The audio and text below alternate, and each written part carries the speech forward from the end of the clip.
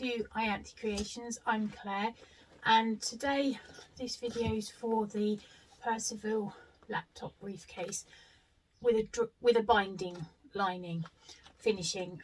The last one I uploaded was for the drop-in lining, which is how the pattern goes, but I prefer binding lining, so I've tweaked a couple of bits to make it a lining pattern, binding pattern.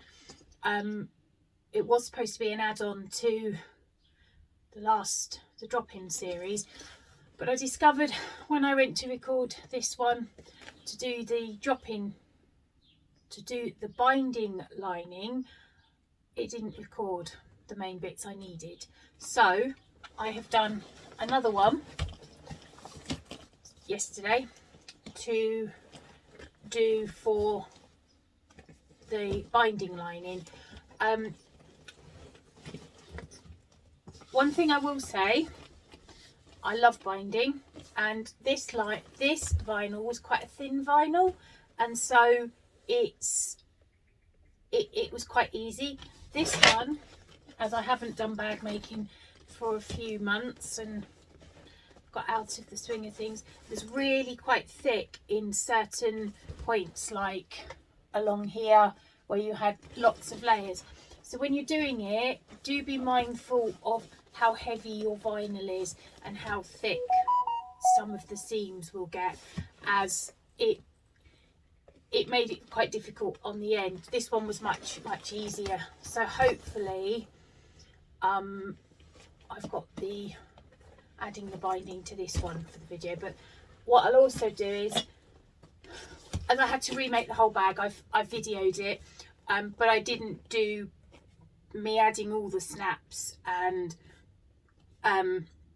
me doing all the connectors. So I did one and then just carried on recording after I'd done the others. So if you want an in-depth view of it step by step with all the steps covered, then have a look at the dropping lining videos, because they have it set out as front panel, back panel, lining panel, inside panel, front, lining panel, back, and they're all done exactly the same. It is only the construction of the gusset and putting this inside gusset together and the very construction at the end.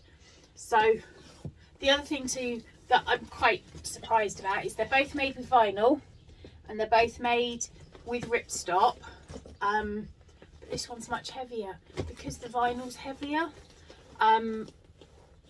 And yeah, so it's worth thinking about your weight of your vinyl. I know it's something that when we've been doing it for a while, we think, oh, we know. Because I haven't really done much bag making in the last year, I'd sort of forgotten. So it's a reminder for all of us that actually we need to be aware of what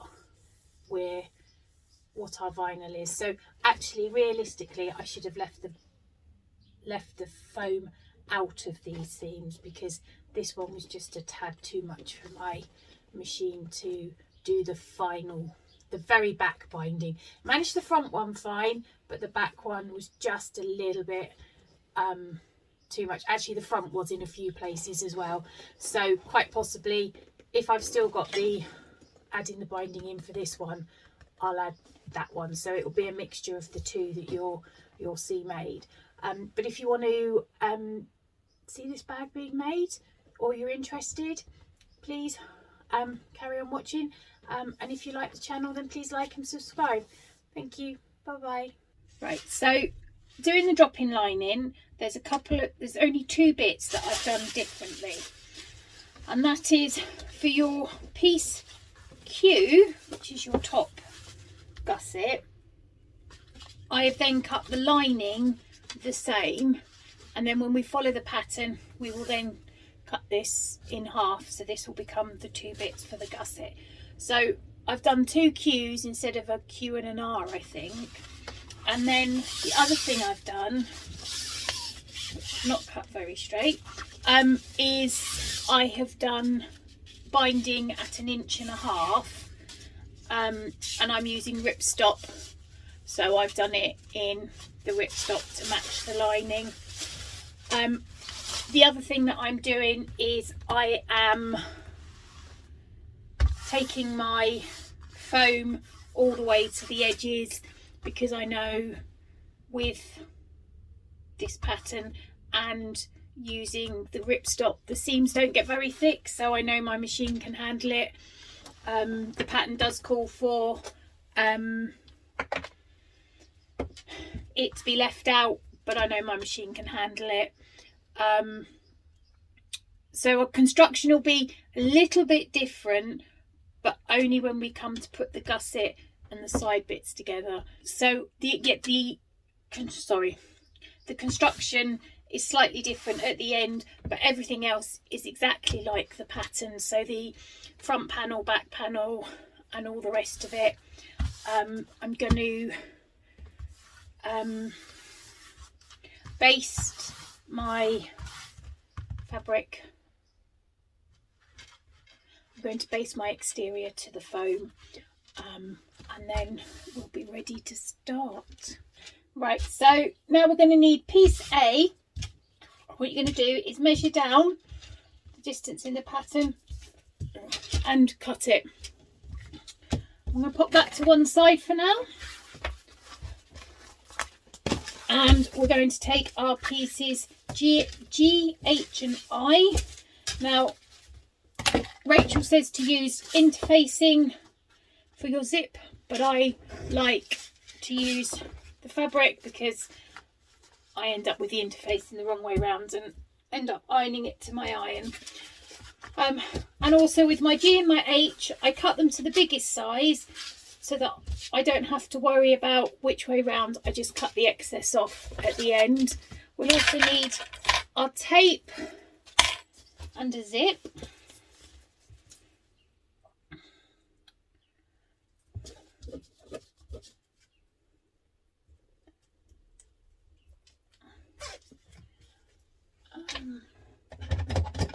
Scissors.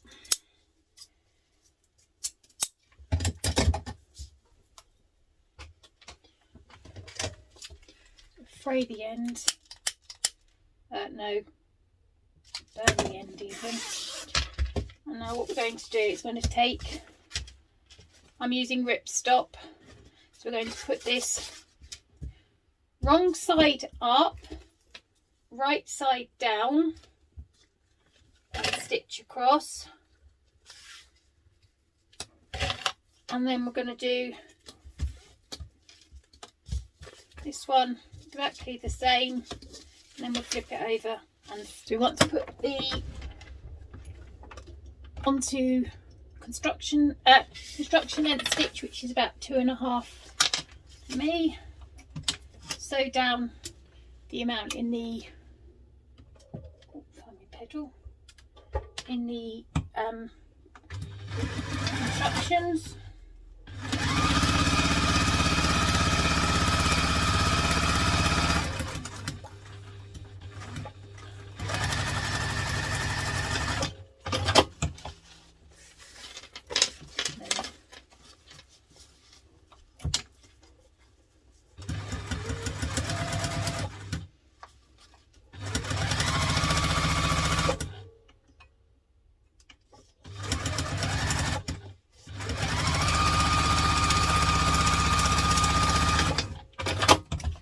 Now we're going to take it again,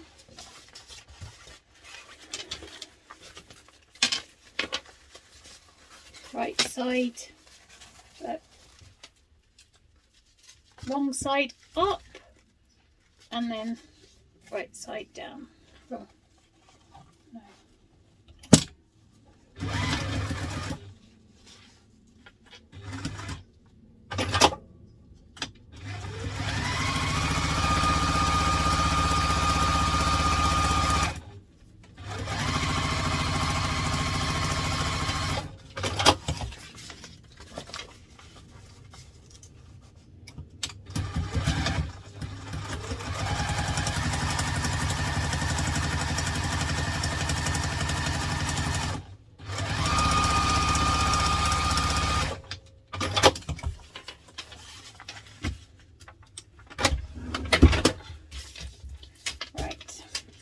now we want our bottom of the A panel that we have already cut, our zipper facing, find the middle, find the middle,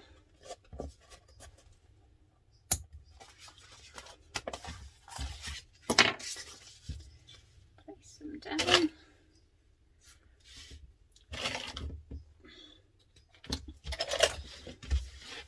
and then using your ruler, draw the box down the amount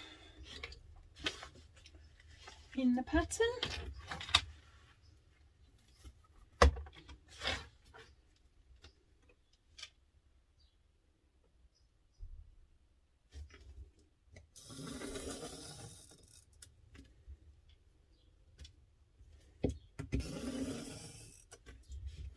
And then you want to make sure it is size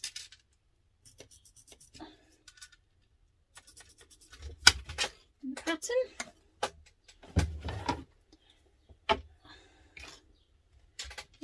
Clip that, take it to the machine and stitch it.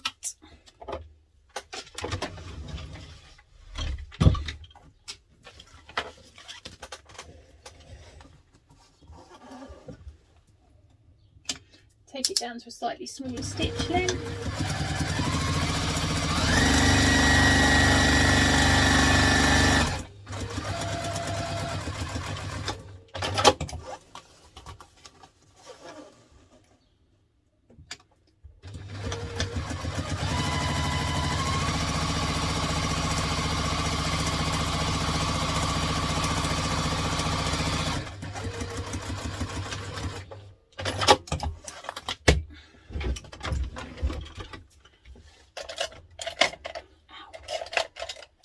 Our seam ripper.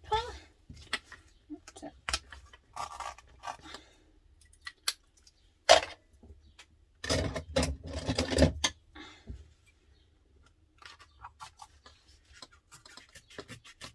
you want to make the little V's as close to the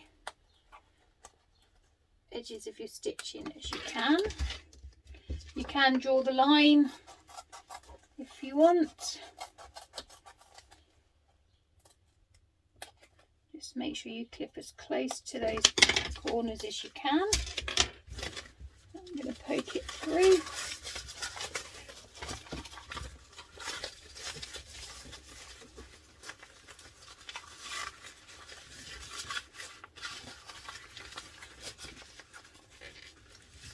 Now this is where if you've got fabric you can iron, you can take it to the machine, to the iron, and if you we're using iron-on interfacing, this is where you then iron it.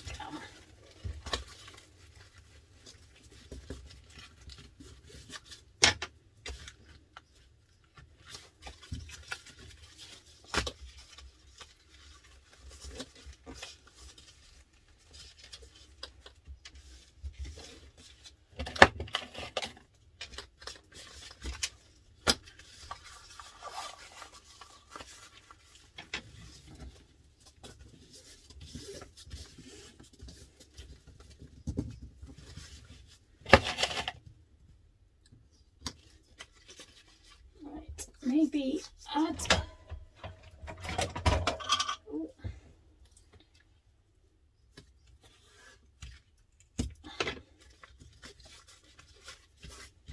now the question is, can I peel this off? Yes.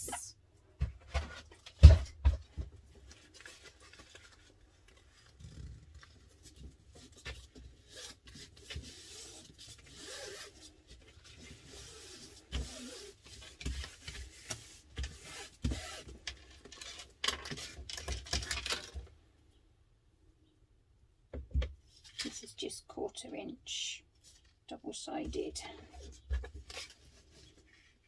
tape.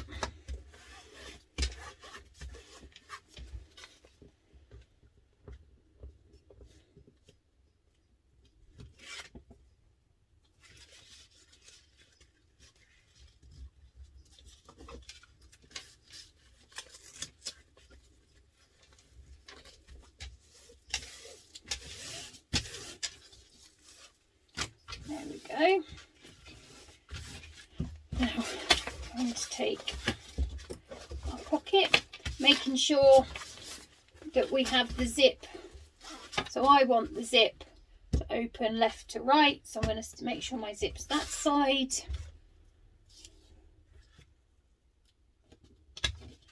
And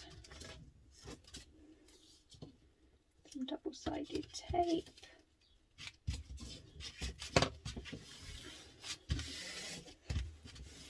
Right, so let's see.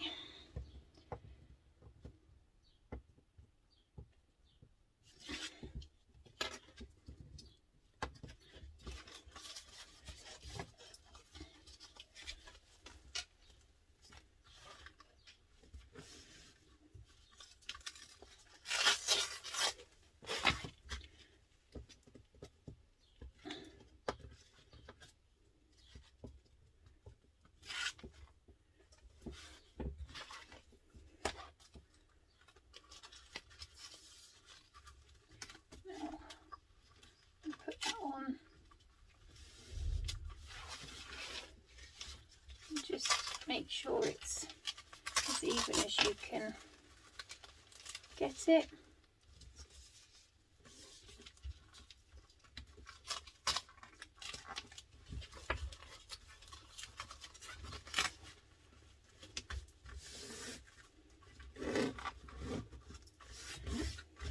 I'm going to take that to the machine and I'm going to stitch that on.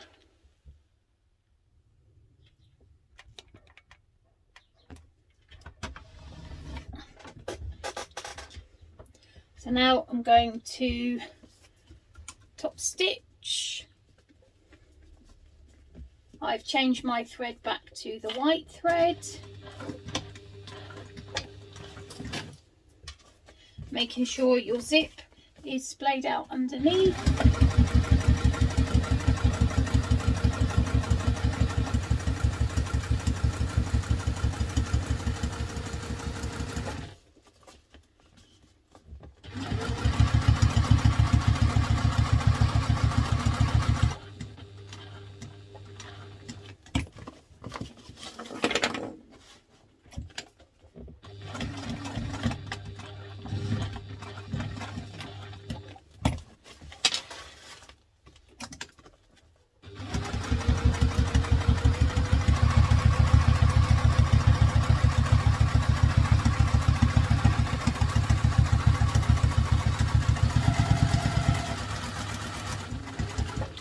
When you get to here, make sure you put your zip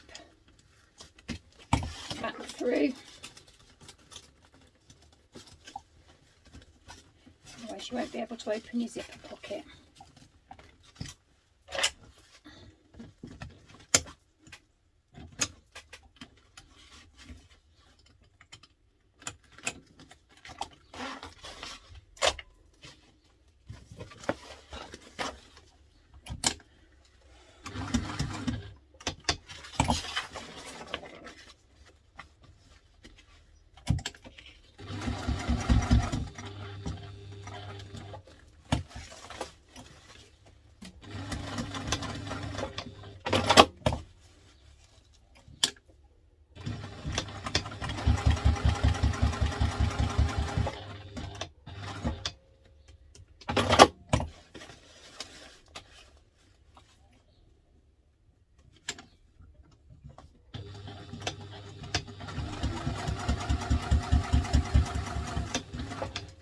Places where I went off, so I've just gone over and redone those bits, and I will remove any of the stitching that's not where it should be. So now we want to cut our zipper tape.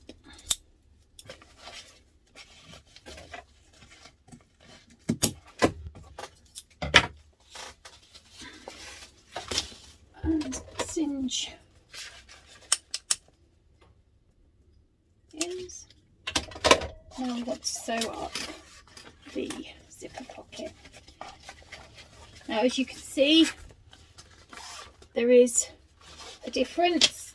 If you cut the pieces according to the pattern and stuck them in the right way, they will they will fit that way, but as I cut mine both to the bigger, once I've sewn it shut, I'll just cut it off.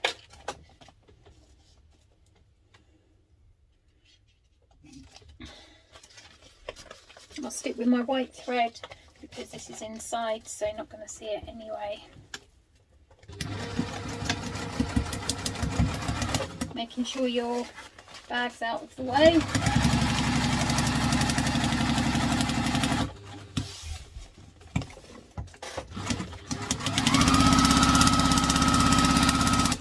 Doesn't sound particularly happy.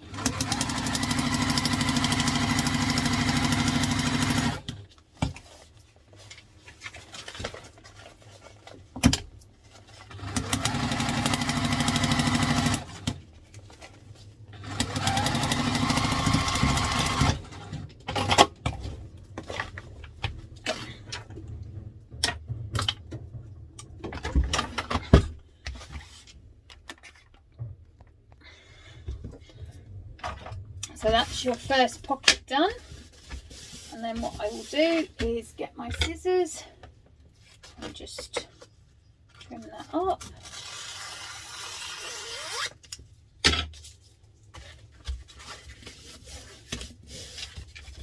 There we go, one pocket down, 6 billion to go. Right, so now we're going to need piece J, K and L, which is the zipper pocket. And we're going to want pieces M and N. Again, I've done mine both to the bigger size, so it doesn't matter which one I use. I can just cut the excess off. So put your M and N to the side for a minute. We want our J, K and L.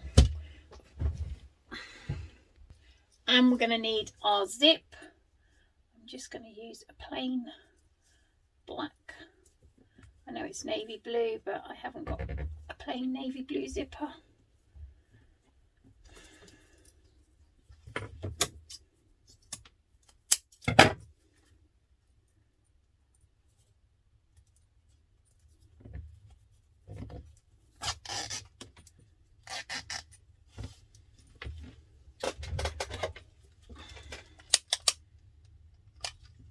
Right, and again, I'm going to take our 2 pieces. It's not too much of an issue because this is pretty much the same both sides, but wrong sides up, right sides down. No. Yes. And then take it to the machine and do it just like the last one.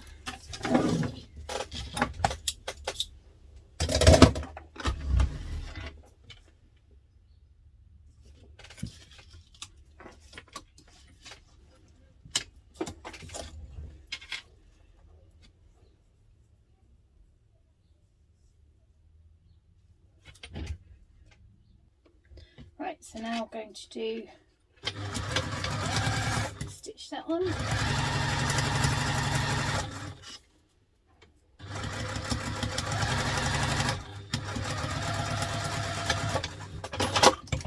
I've gone back to the navy thread. I think I'm going to be changing threads quite a few times.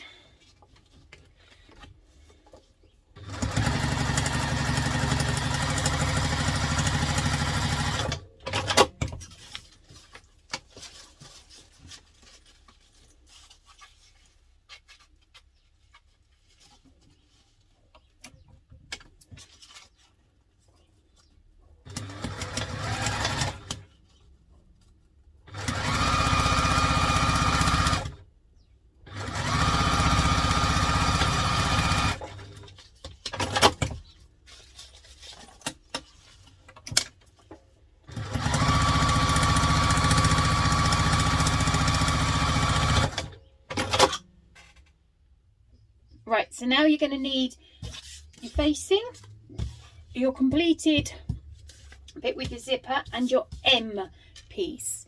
Now I'm just going to put a T up there so I know it's top. That's the right side. and we are going to measure down the distance in the pattern.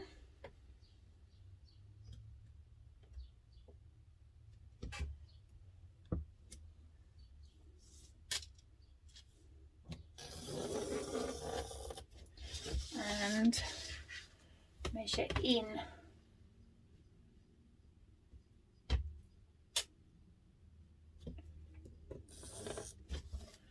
Right, then we're going to take our piece,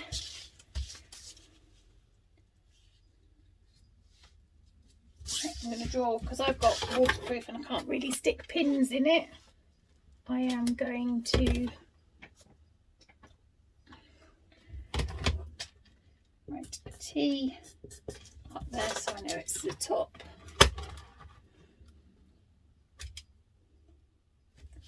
Oh.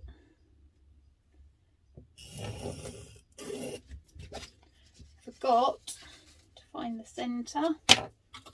Always helps to find the centre.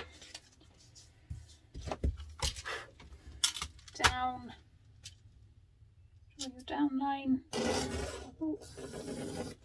and then how wide you need the box.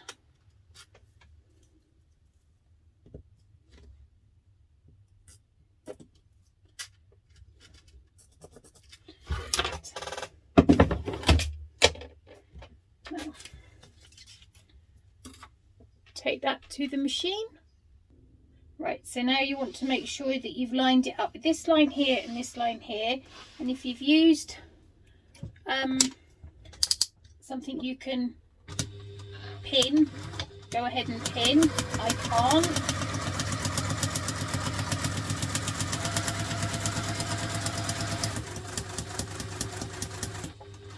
As close to the edge as you can go.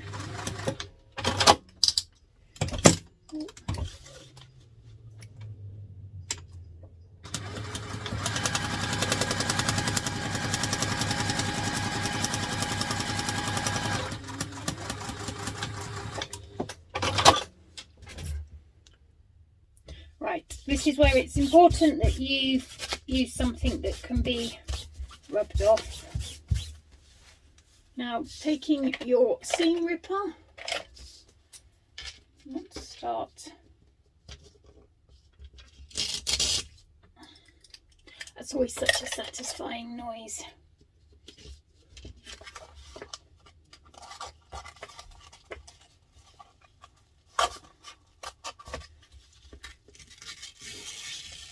And then as close to the corners as you can get. Helps to make a nice clean turn. I'm going to poke those through. Now you can take it to the iron if you've got something you can iron. If not,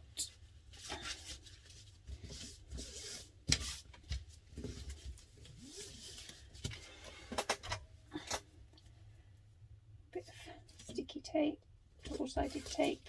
I'm making sure that I keep this out of the seam allowance. It doesn't matter, my machine will go through it, no problem, but if yours doesn't, just keep it out of the seam allowance.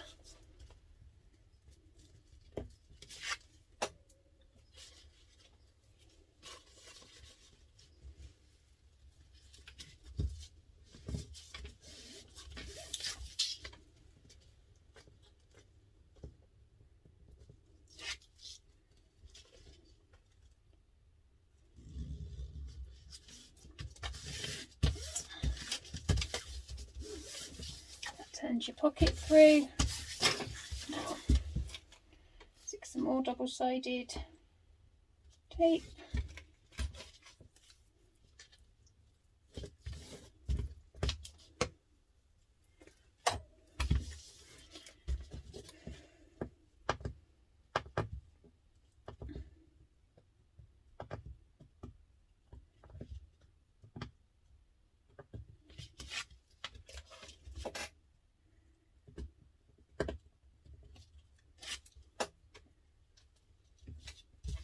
Right, now again, making sure my zip's to the left. Place that on. Roughly centre it.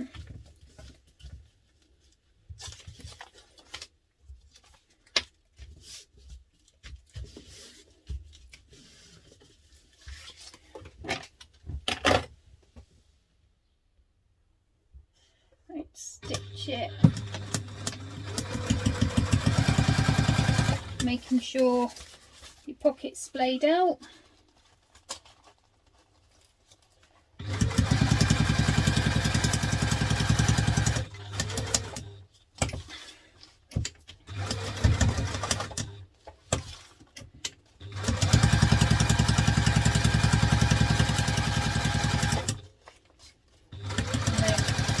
When you get to here, make sure you bring your zip through.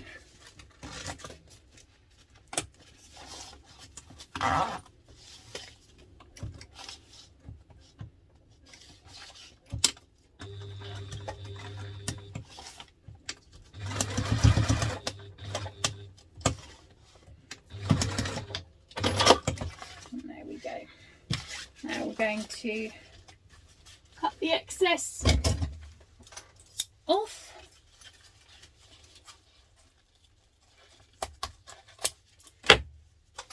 And singe it.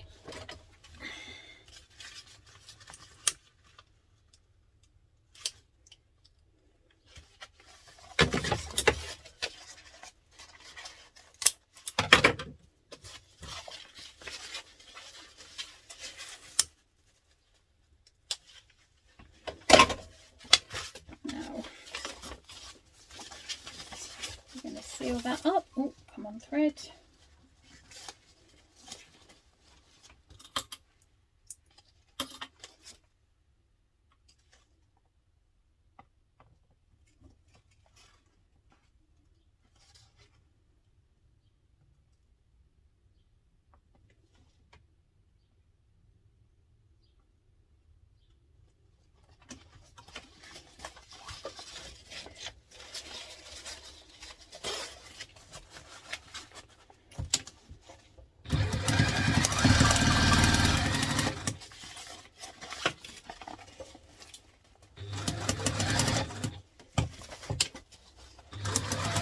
Making sure the bag's all out of the way.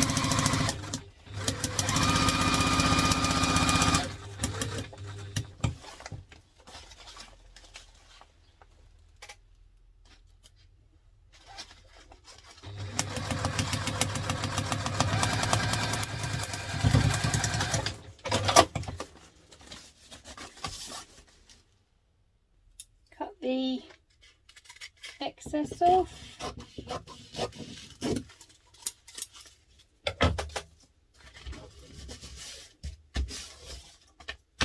Now we're going to want our C-piece. So now we're going to want our C-piece, and we're going to pin that right sides together, and then we're going to take it to the machine, and we are going to stitch all the way around here, leaving a turning gap there. Right, so now we're going to sew this with the seam allowance stated in the pattern. Construction length stitch.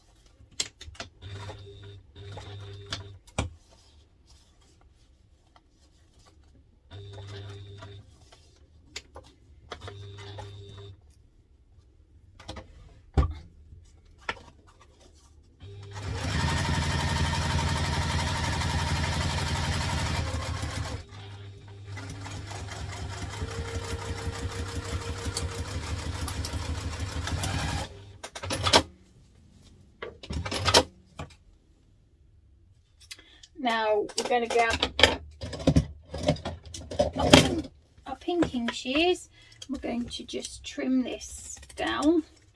This helps remove the bulk when turning. Also, you want to get as close as you can to the corners, because that will remove your bulk when you turn your fabric.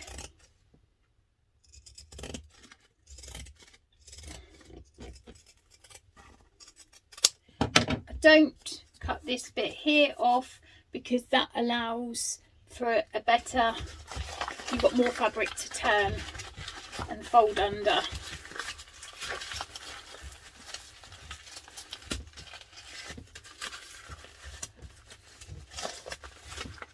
Pokey thing, football.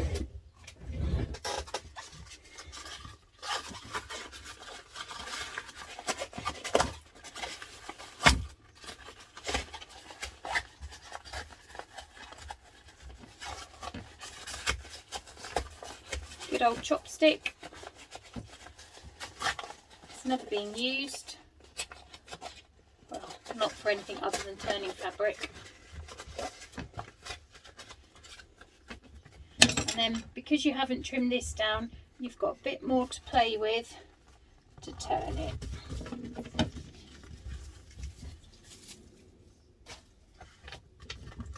If you want, you can use a roller to roll the seams. This is a leather roller.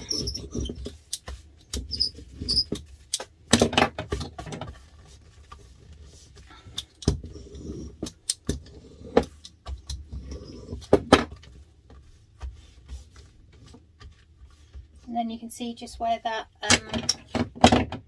you left a bit more, it turns that bit easier. Right, now we're going to stitch across here, top stitch it, and we're going to stitch it onto here. But first we need to draw on our lines.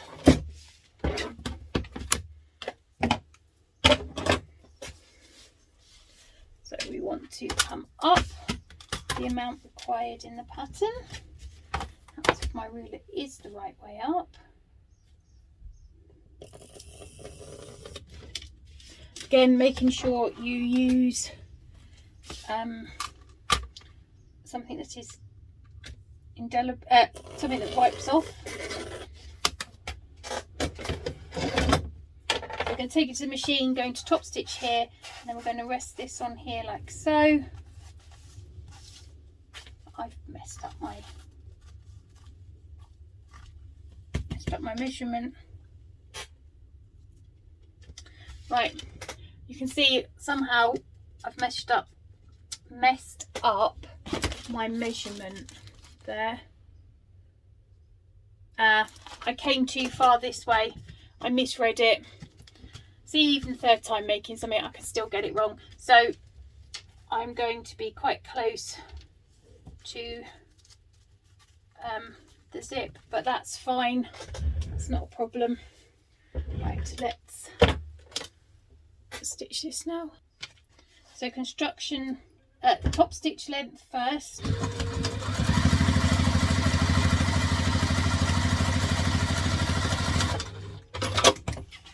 And now I've done that, I'm going to grab a bit of double-sided tape.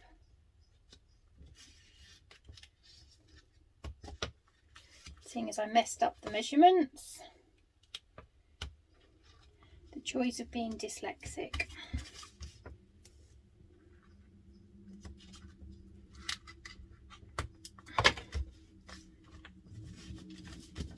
Right.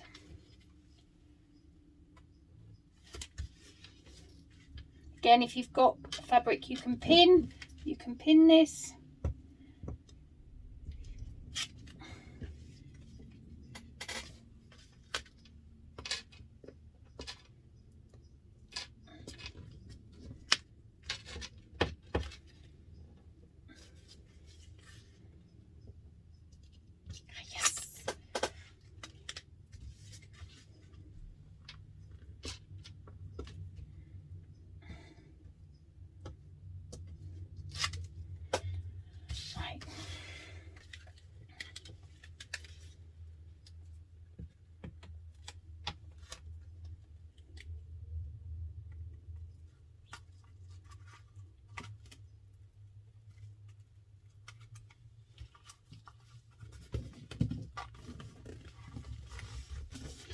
So I have a little bit of leeway. I haven't I've gone over that way slightly because I messed up there, but that's fine. Just going to click that.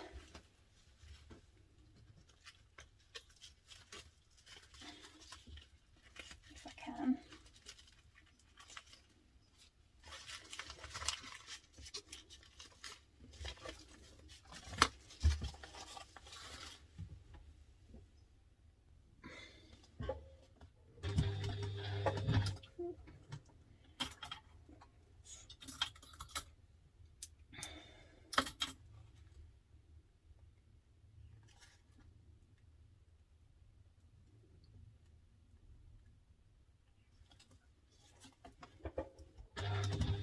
Oh,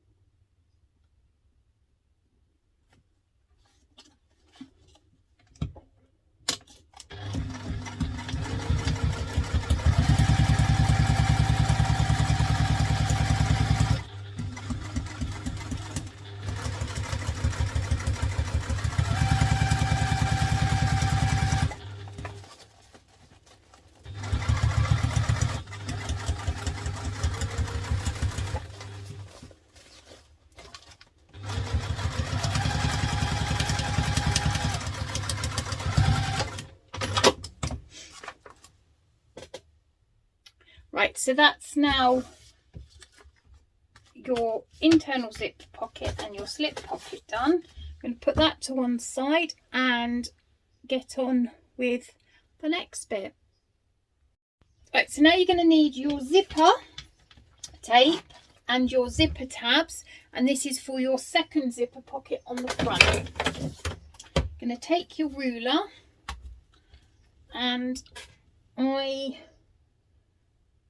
measure the amount required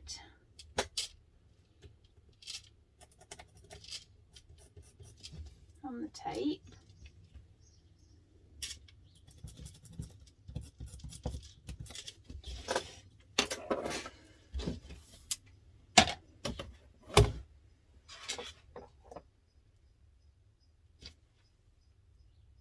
Right, so take my two external zipper tabs, fold them over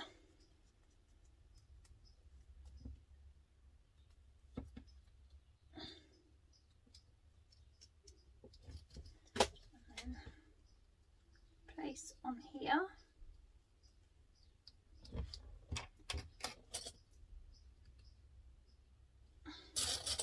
The line I drew.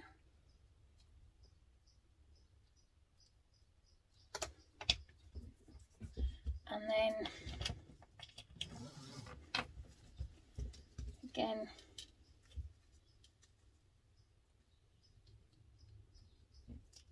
here, and just pop that on there like so. And then I want to make sure that my tape then measures what it should, so it's slightly too long.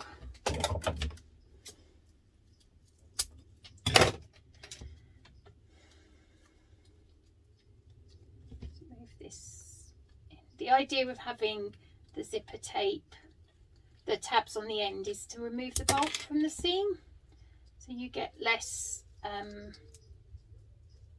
bulk where you'd have the zipper tab, the zipper tape pulled over on itself.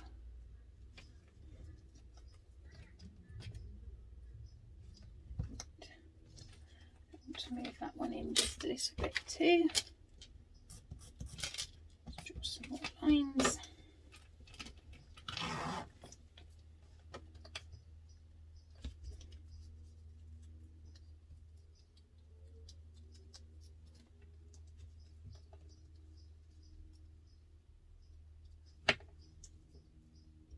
Yeah, they're slightly bigger than, cut them slightly bigger than should be. That's why they don't fit so well. I left them slightly bigger.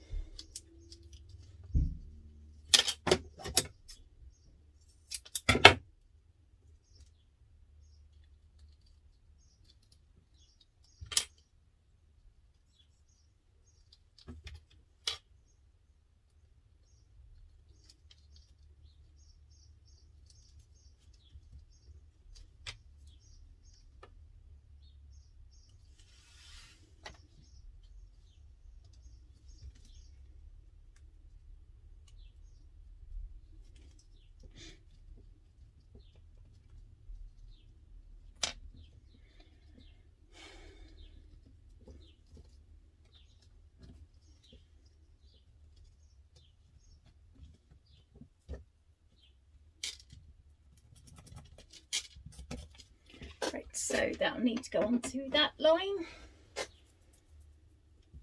I'm going to take it to the machine and I'm going to stitch that side on and this side on. So let's stitch that down.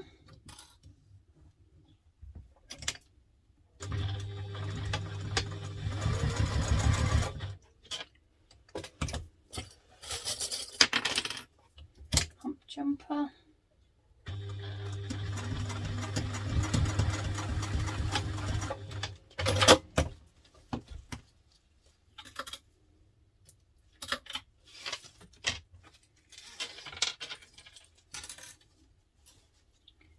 Bar tack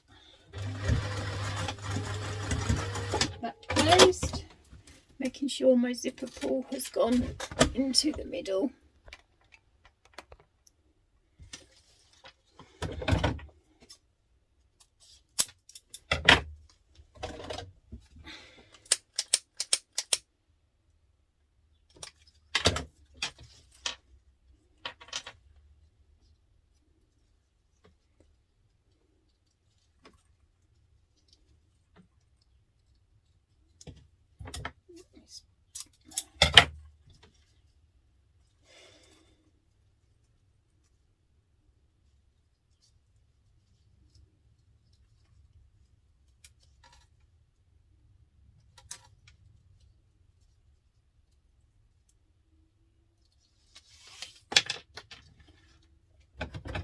Double check that that's actually the length required.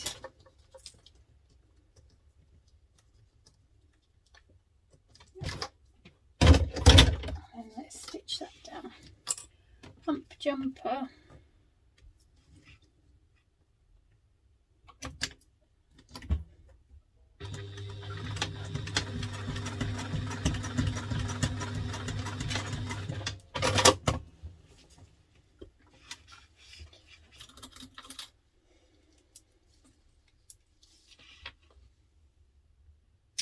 Okay, so now we're going to need to put our zip on.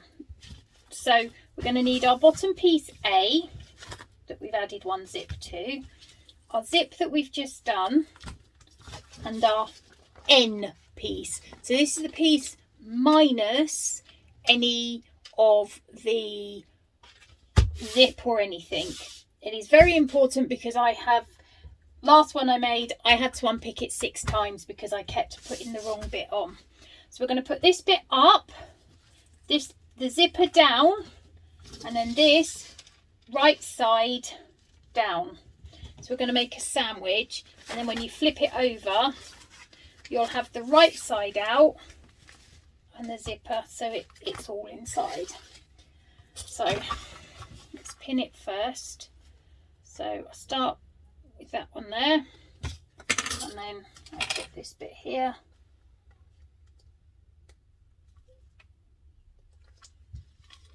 and then I just clip along. Now there's 2 ways of doing this now. You can either sew this with an 1/8 of an inch seam allowance, and then sew that one with a 1/4 inch seam allowance, or you can do it both together.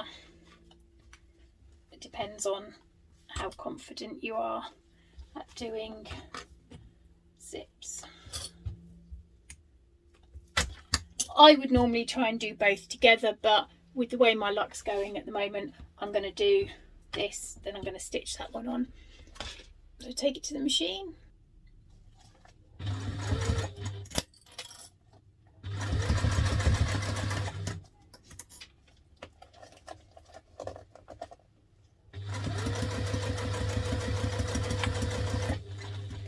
Move your zip back.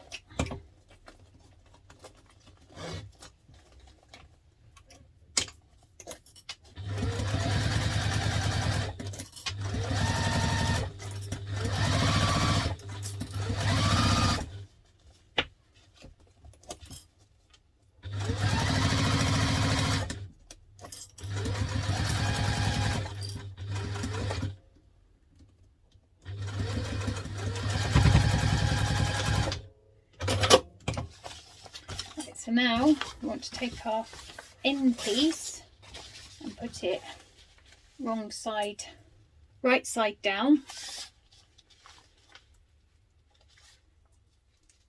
So make a sandwich. Yum, yum, yum. And now this time, so my zip's in there, so I need to move my zip out of the way.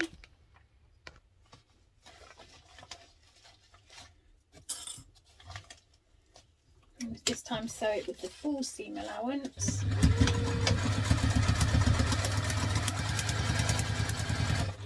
Bearing in mind, remember where the zip is.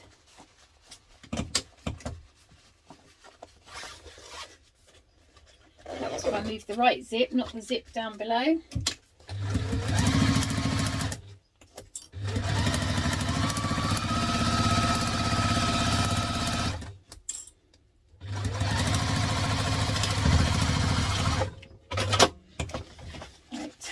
Now I'm going to slip that over. I'm going to top stitch that now.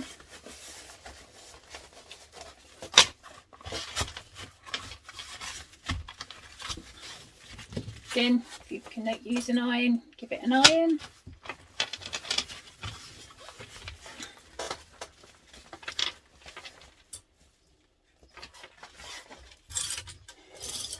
Back to top length stitch.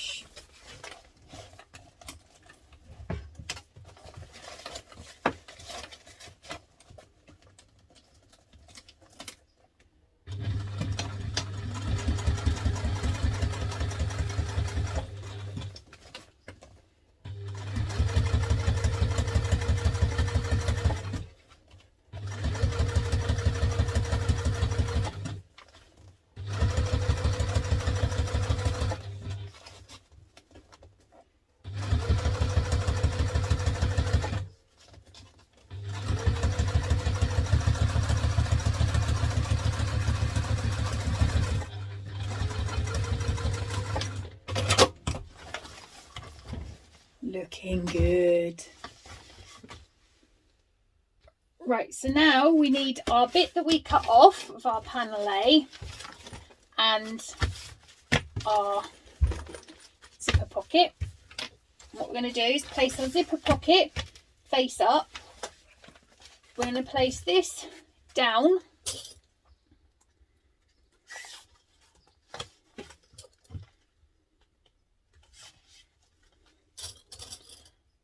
You know when you've got it the right way, because again, this is where I got it wrong so many times before. When you open it, you can see the pocket. If you do that, you know you've got it the right way round. And then add this on the top, wrong side down.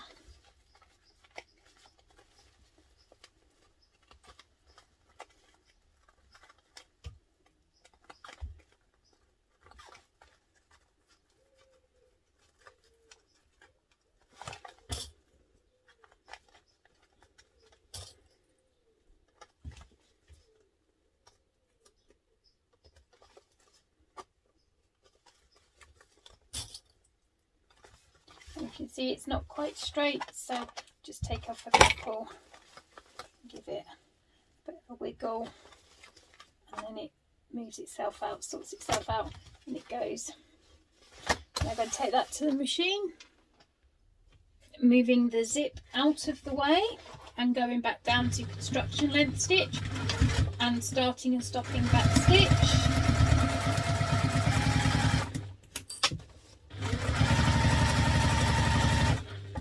I'm coming up to my zip, move it out of the way.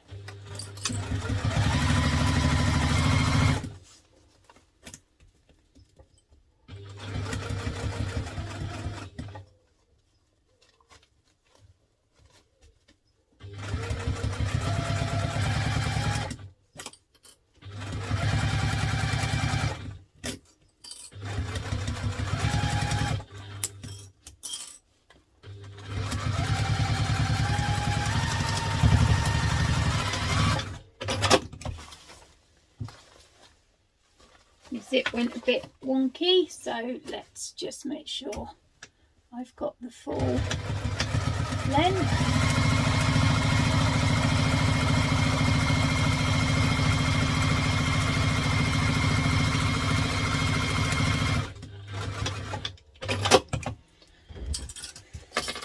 Now to run out of cotton. Right, so I've just redone the bobbin, and what we're going to do now is fold this bit up, and then we're going to stitch this bit here up. So this bit here is flat.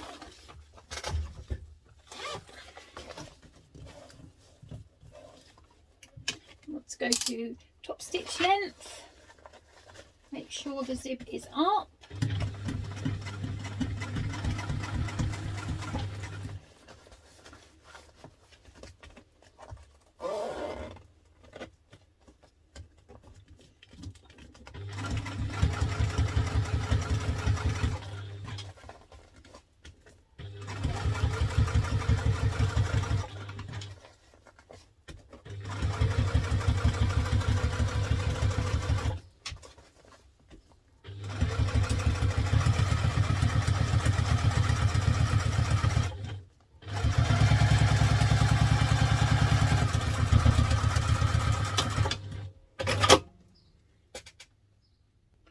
Now we've done that bit, we need to close up the pockets, and again, because I did the two the same length, I will just cut the excess off.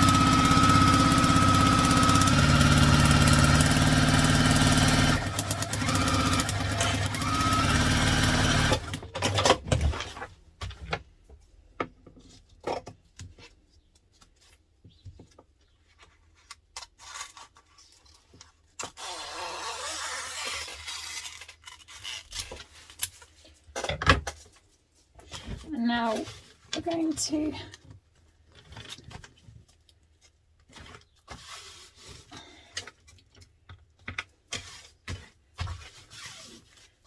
just come down the sides.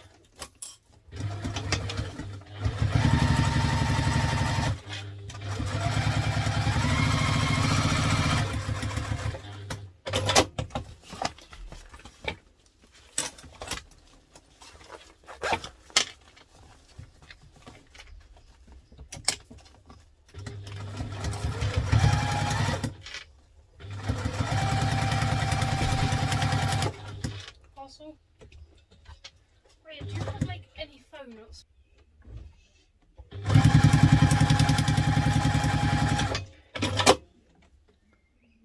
So now you've done your pocket, got your pocket.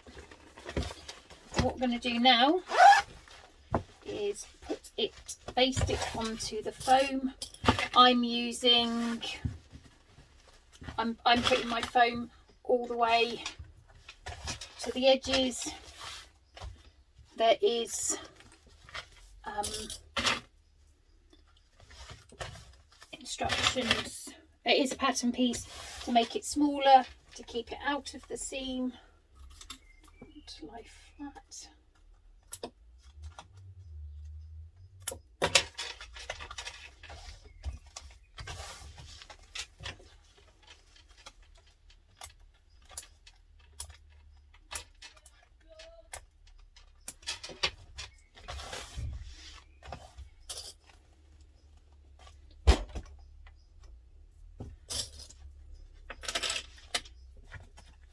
So now we're going to take that to the machine and base that down.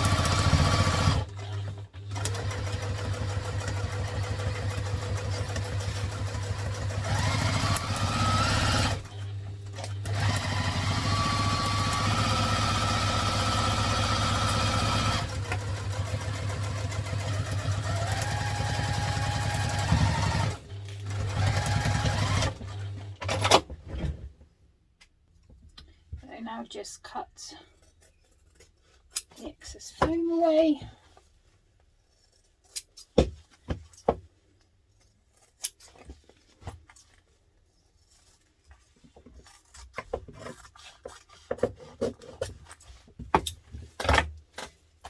Now that's your finished panel, front panel.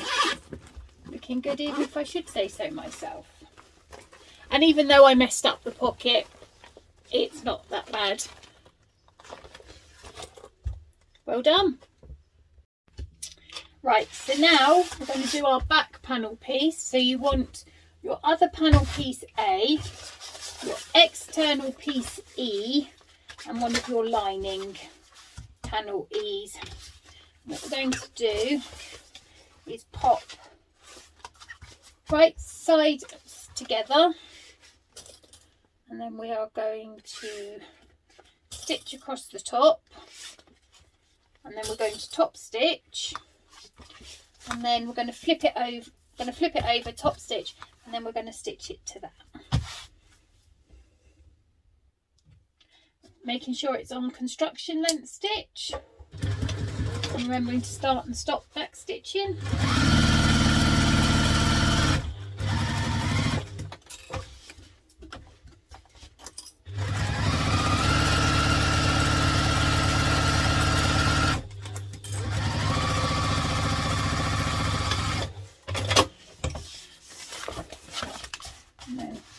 Take it to the iron and iron it, but I'm not putting an iron near the vinyl.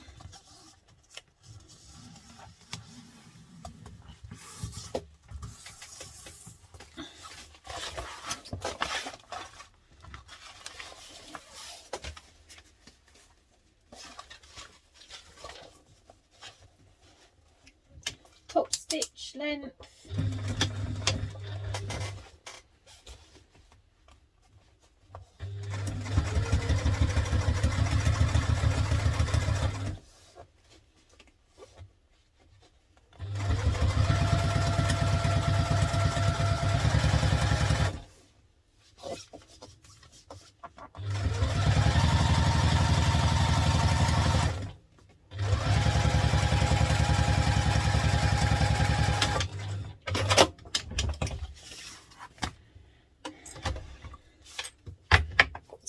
Corner, literally. Now we're going to place this down on here.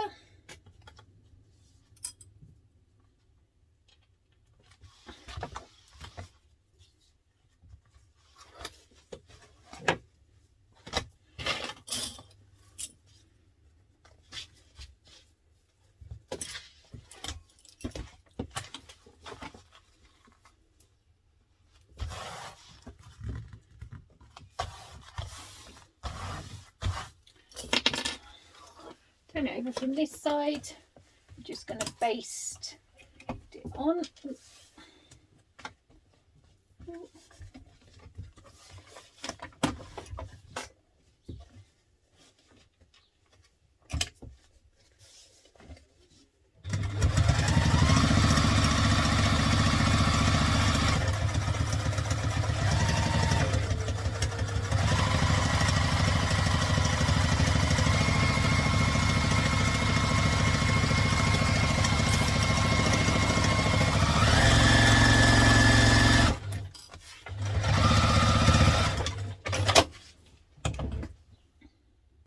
And then if you just check this side, if there's any that don't quite match up, just give them a little chop. There we go. Right, now we need to, I can just vaguely see the middle there.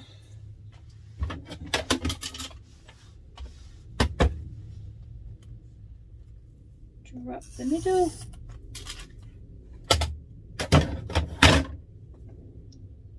Now if you start from the bottom up to the top, it means that you don't end up with the little ruck that you can sometimes get.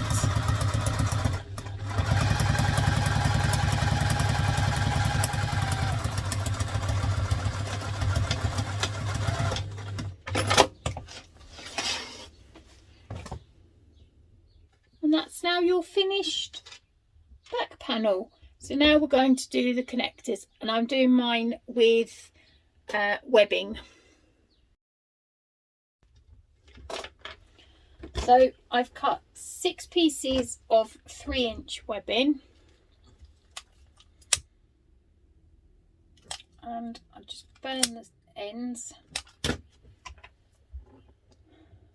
pop it on, and then I fold it over like so, and then I just pop a bit of glue on each one to keep it folded. Give that time to dry. Broken clip.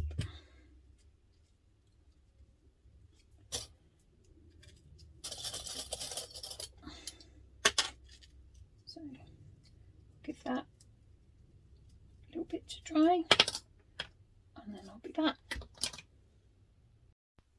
Right, now you're going to need your 2 external A pieces and your clip, your connectors.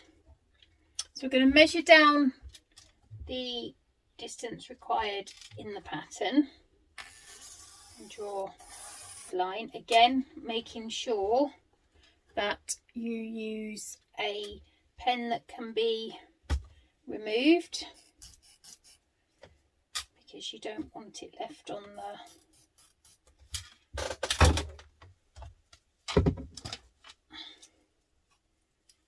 fabric. Right. Oh, don't want to swim in glue. Oh, it lopsided.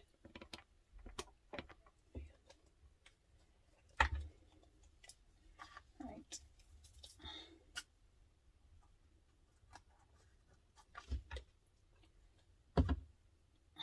Now you're going to take this line that you drew, and you're going to measure, you're going to put this in the middle of that line. Now if you've used a fabric you can put pins in, you can put your pins through. As I haven't, I'm going to just apply a bit of pressure, which is why I've put glue on. You could do double-sided tape.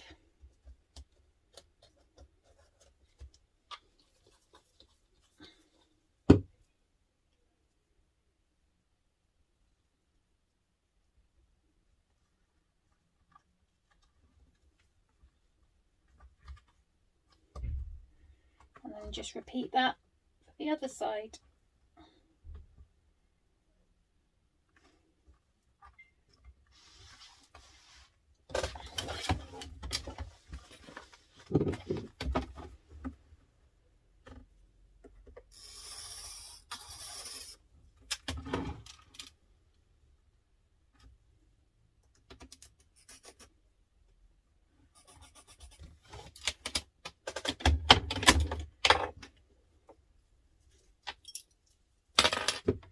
And I'm making sure the bit with the line on goes on the back, so you don't see that.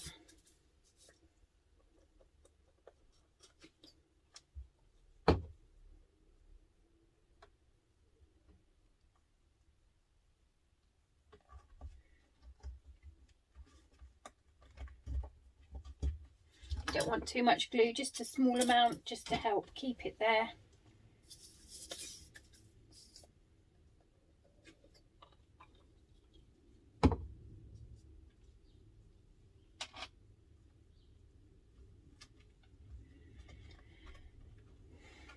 And you will also want your side pieces, which are the S pieces.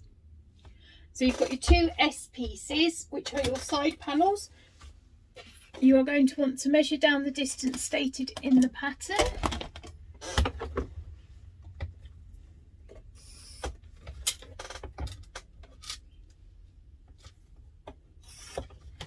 And you are also going to want to find the middle.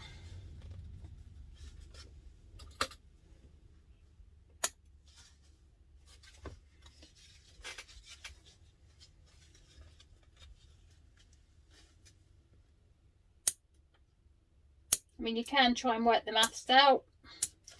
It's just as easy to fold it and put in a line.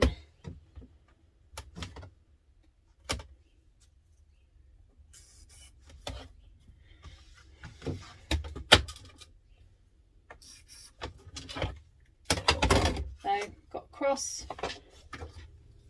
So I'm going to take another one.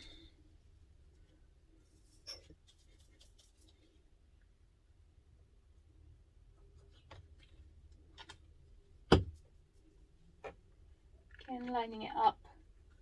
It's in the middle.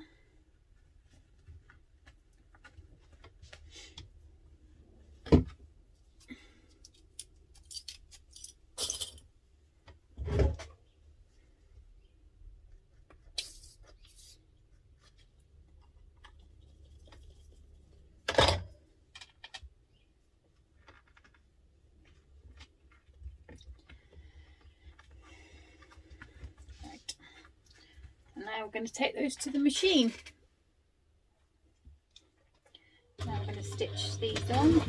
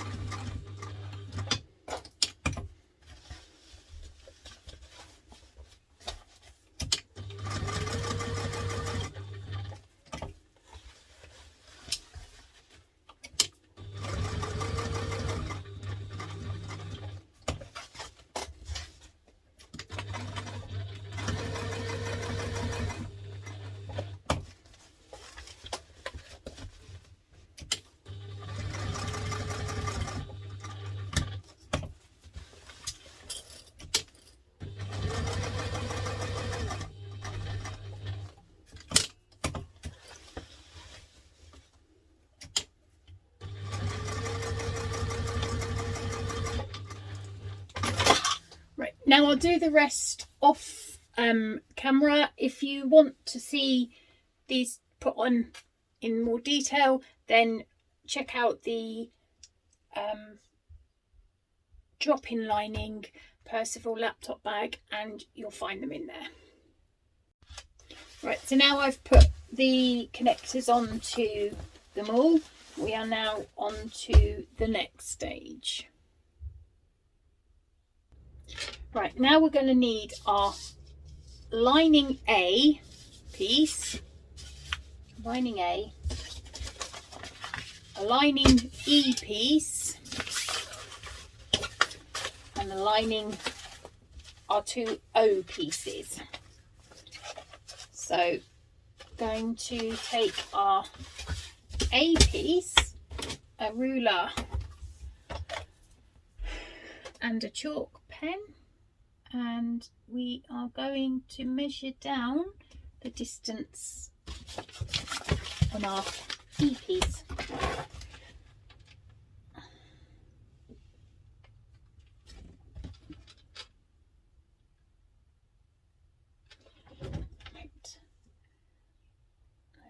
to measure down, and then we're going to measure in from the side.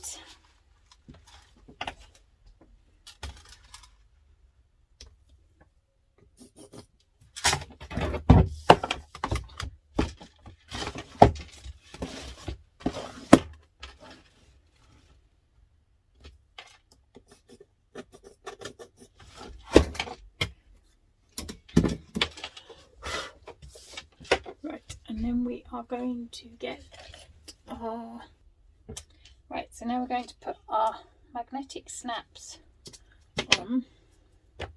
If I can mark it. Right. Then taking our seam ripper, place a hole. A small hole is better because you can always make a hole bigger. It's really, really difficult to make a big hole smaller. And I've only got small magnets left, so that's what we're using.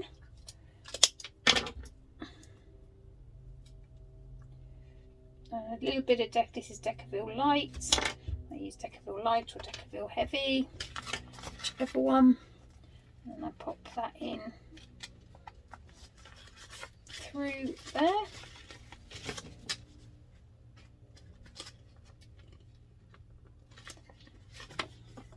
Needs to be a little bit bigger.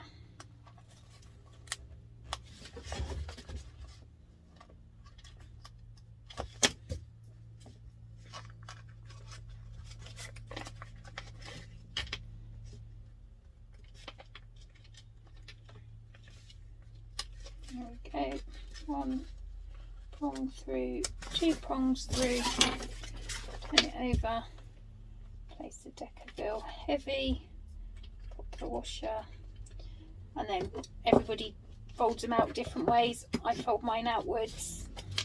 It's entirely up to you, whatever you're happy doing. Right, so that's that one.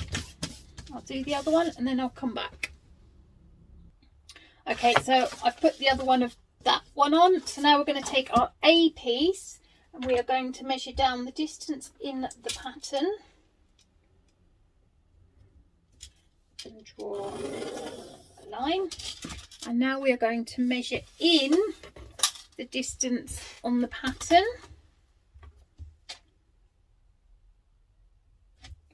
And draw a line. And again,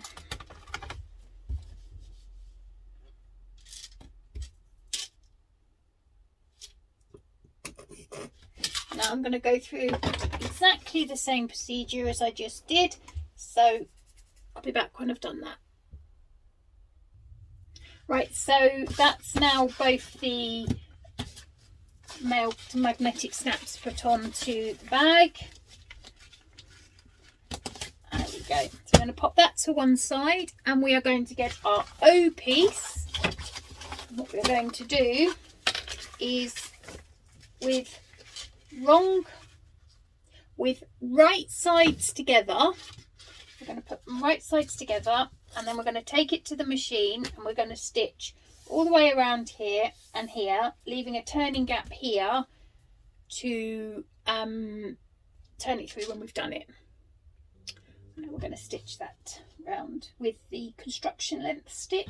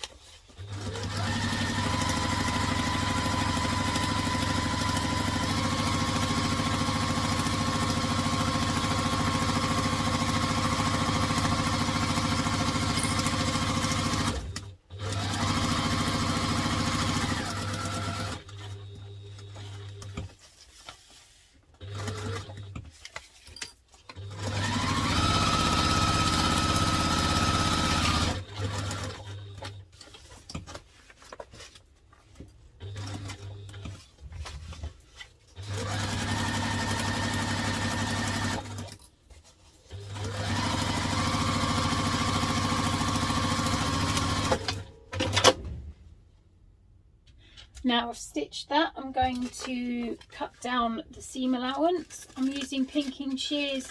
You could just use normal scissors, but you want to make sure you cut as much of the corner without cutting the stitching as you can, because it helps to make a nice smooth turn when you turn the fabric. And I know some people say, well, if you've got a small seam allowance then you don't have to cut it off. Yeah, but with a bigger seam allowance it gives you a bit more wiggle room. If you've only got a small seam allowance, then you can struggle, especially if you've got lots of layers. Right, so again, I'm only going as far as my stitching, cutting it. I will leave, I've left where I've got my turning hole.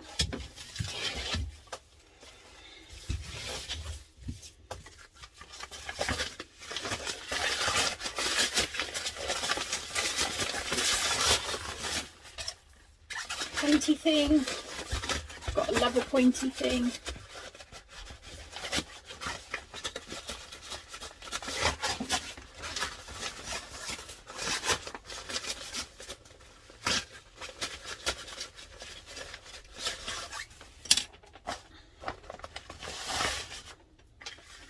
And then that gives you again more to be able to turn it over.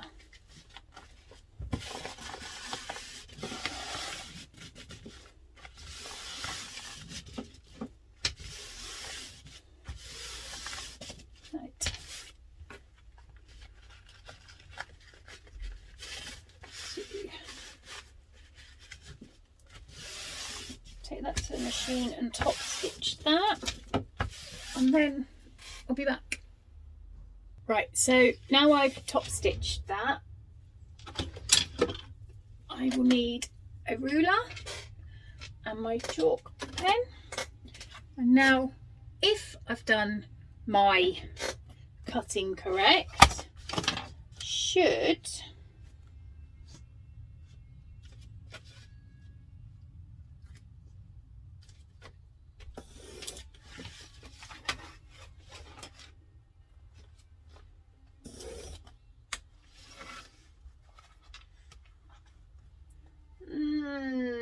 almost.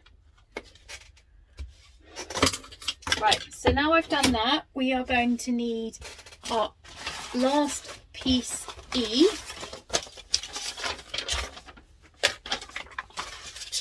Open that up. This is the bottom, this is the top. We are going to measure up the distance required in the pattern.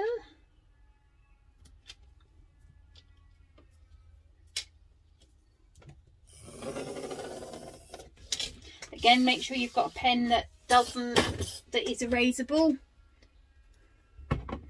because you don't want to leave these on here.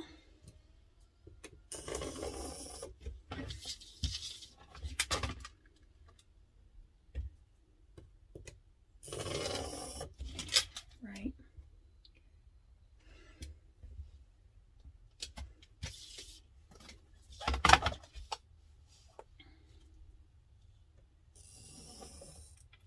You want to make sure you go down to the bottom and you also come up the top, because it makes it easier, especially if you've got fabric you can't pin,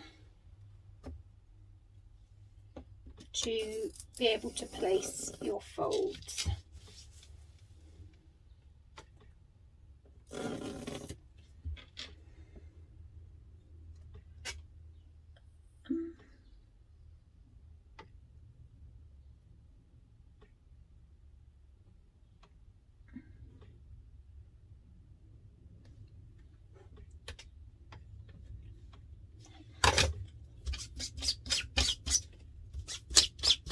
Always get that bit wrong.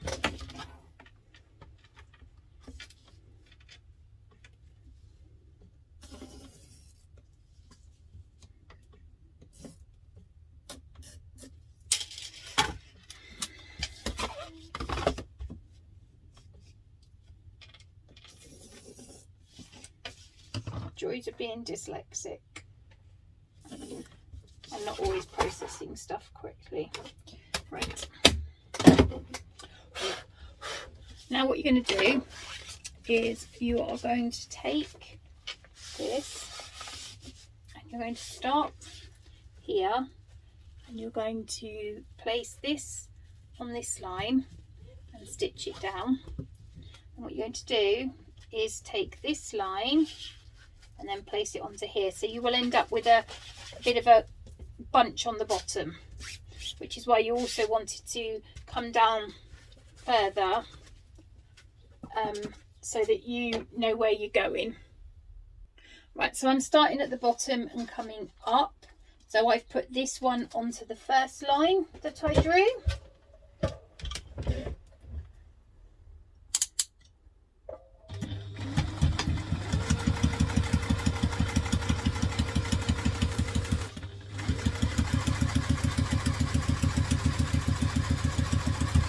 I'm doing a few at the top because it's a high stress area.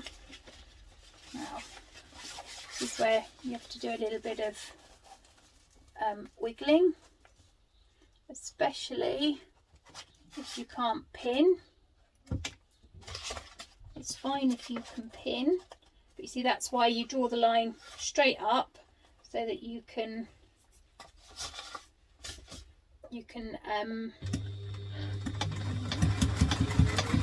follow it.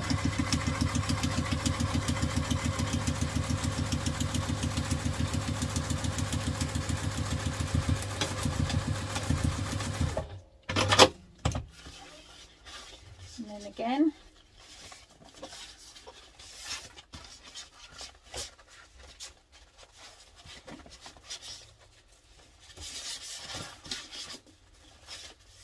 So I'm lining up this corner bit here with this bit here, popping it down to the foot of the machine to keep it there, lifting this up and then applying that there. And remembering to back stitch.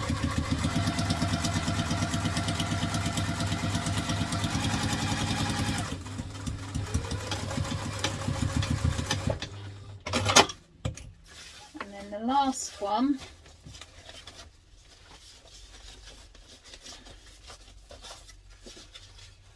again lining up the two corners on the edge, using my press the foot to keep it down.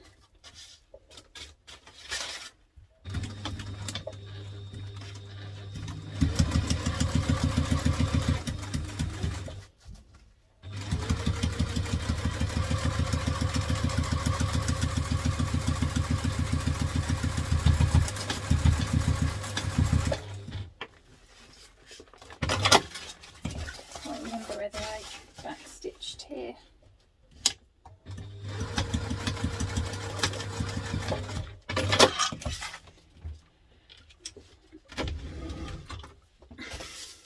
Right, now, as you can see, we have humps. So what we're going to do is fold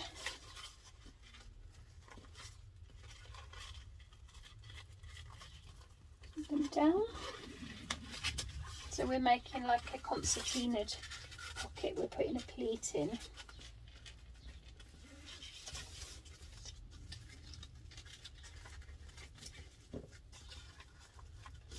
Try and make each one the same size. There is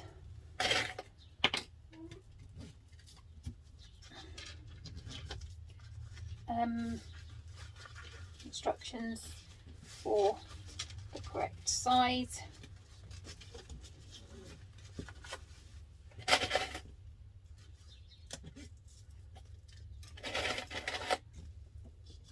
Again, if you can use pins, it's easier. This middle one is slightly more complicated because it's where we turned, it's got the turning hole in.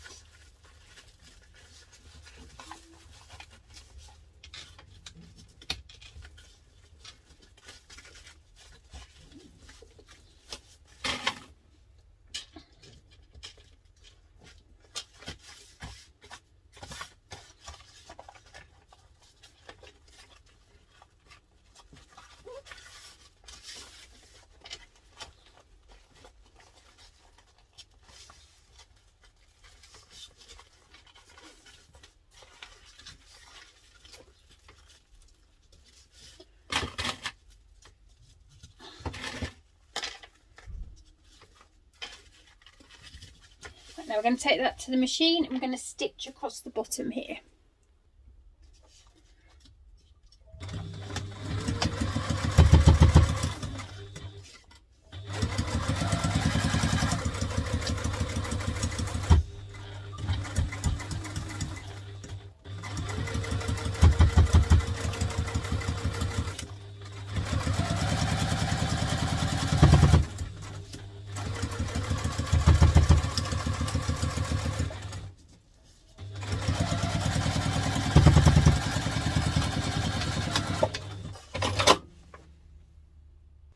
Okay, so I've left these clips on here just to try and just help down and make sure all your chalk lines are removed.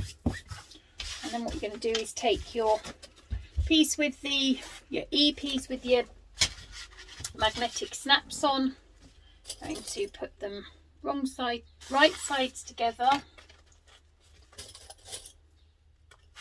And I'm going to just sew across the top using the seam allowance in the pattern, and you're going to flip it over and then you're going to top stitch it.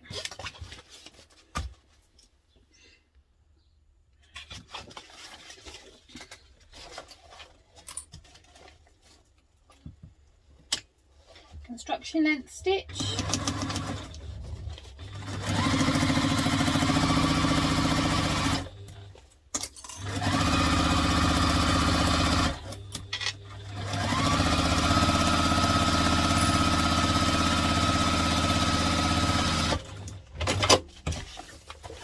Flip it over.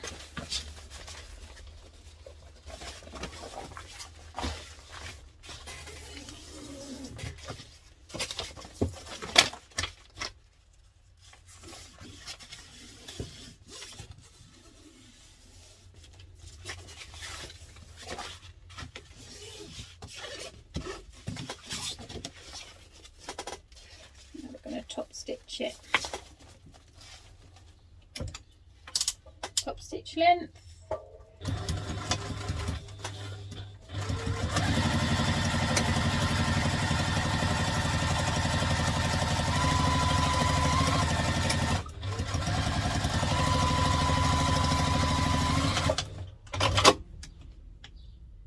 Right, so now you're going to need your A piece with your clips on, your E piece with your clips on.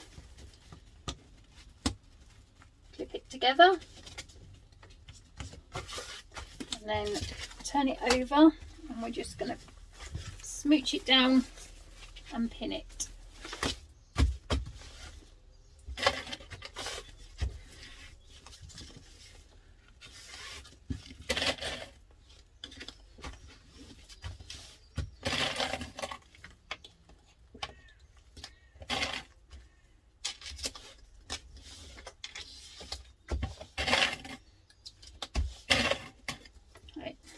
So now we're going to take that to the machine and we're going to baste all around the edge there.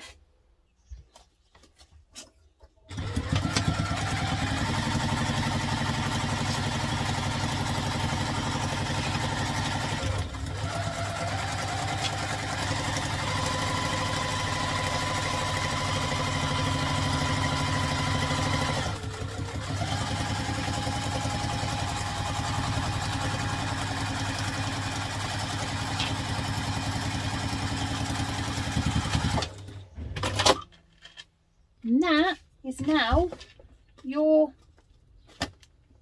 front back piece done. Now we're on to the laptop pocket now. Right, now we're going to need flat piece, our panel piece A, our last one, and our flap D piece. What we're going to do is we are going to find the middle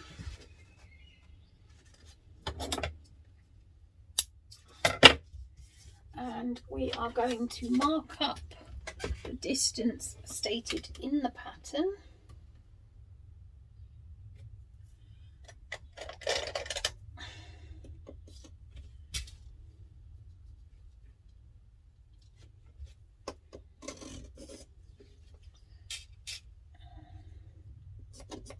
And we're going to stick our magnetic snap in. So I'll do that and then I'll be back. Right, so that's the magnetic snap put in. Now we're going to want to fold it over.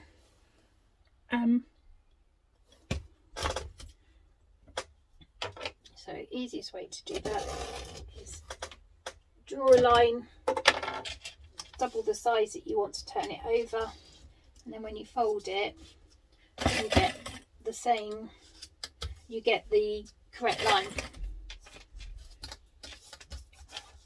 I'm going to put these two together, pin them right sides together.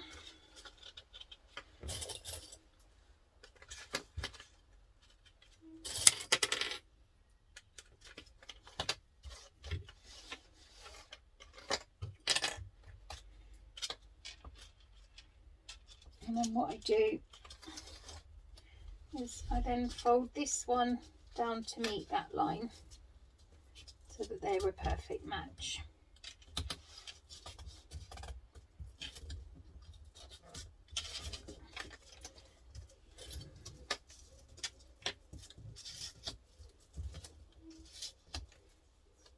I'm going to take that to the machine and we're going to stitch all the way around that.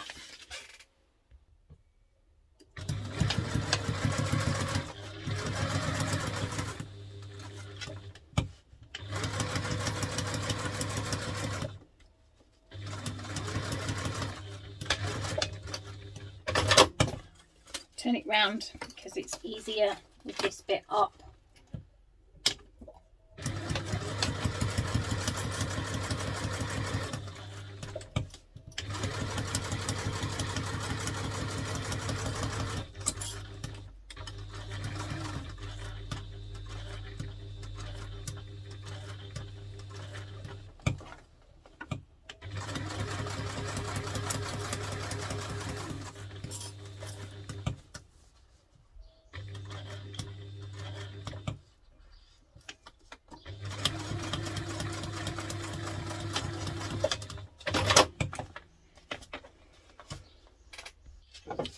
Right. We're going to trim that down.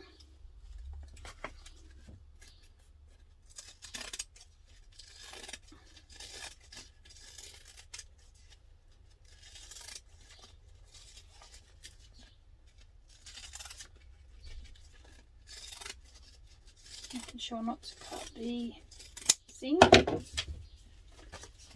that in the right way. Grab your pokey tool.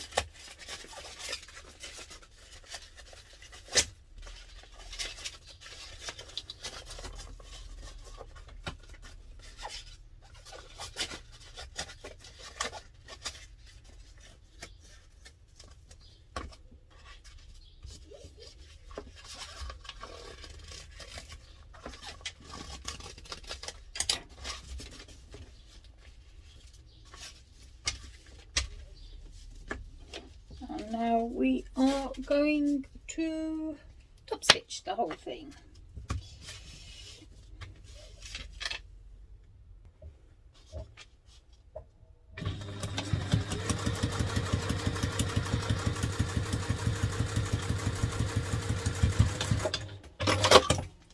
Just remembered I need to do it this way because this will get in the way otherwise.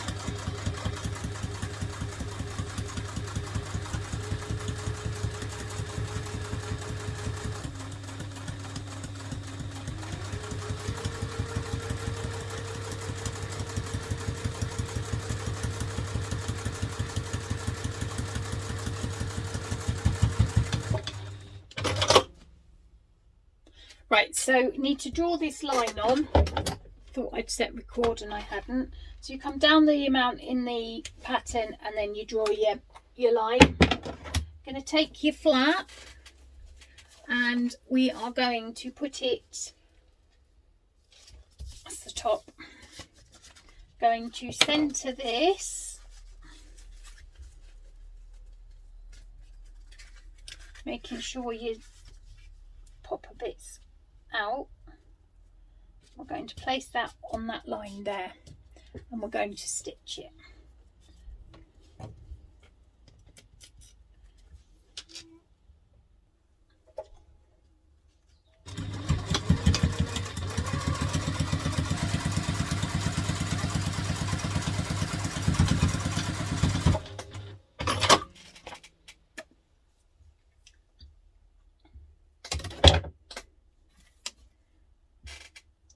Now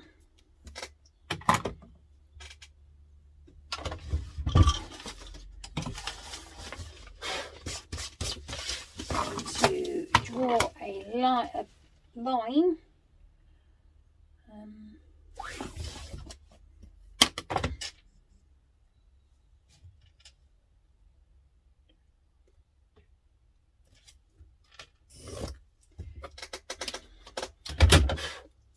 Now you're going to do a box and put an X through it.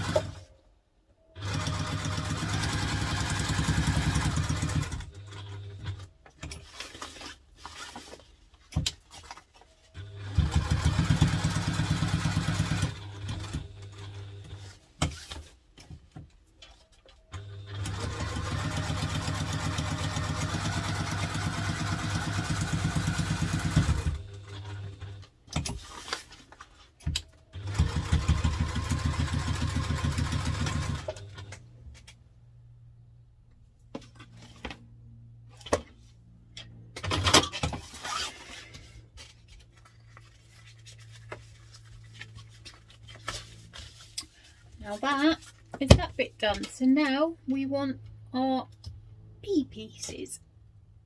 Right, so now we want our B pieces and our P pieces. So we put our B's to the one side for now. We're going to put our slip pockets and we're going to put right sides together. Just like the others, we're going to stitch round.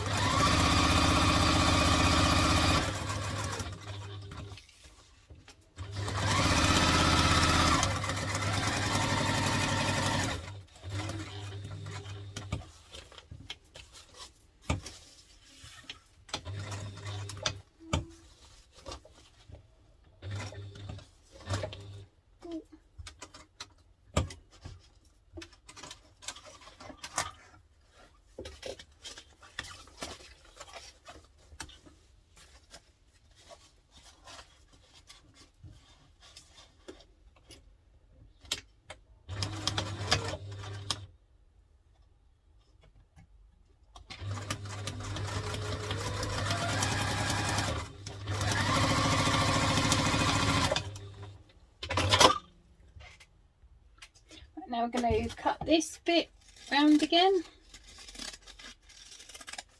making sure to trim our corners nice and tight.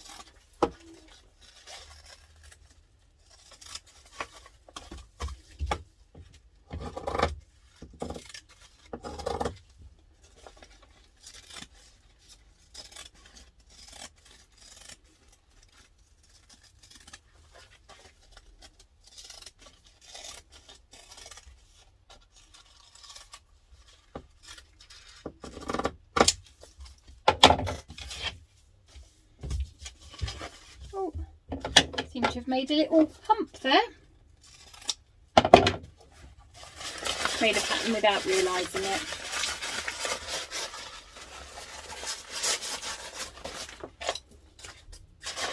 Pokey thing.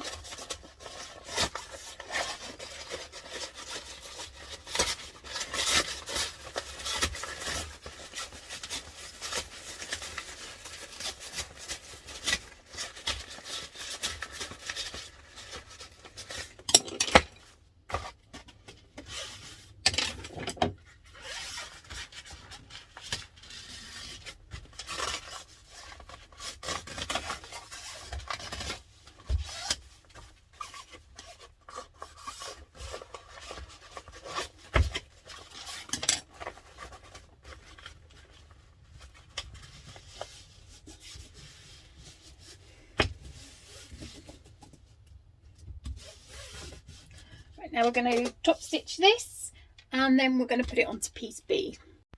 Right, so now we've got our piece B bit with, this is the bottom, this is the top. So we now need to mark, where's my pen?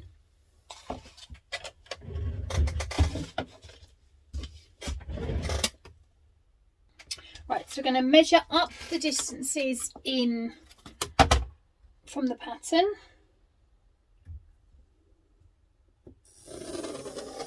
Again, making sure you've got a pen that can be erased. I used to use friction pens, but I did find that they didn't always completely disappear. Right, so now taking our P piece, I must have taken a slightly bigger seam allowance because I don't quite fit. So what I'm going to do is add a bit of tape on here to stick it as best I can, because I haven't somehow managed, I must have taken too big a seam allowance, not cut it quite big enough, but that's fine. There's always a way around it.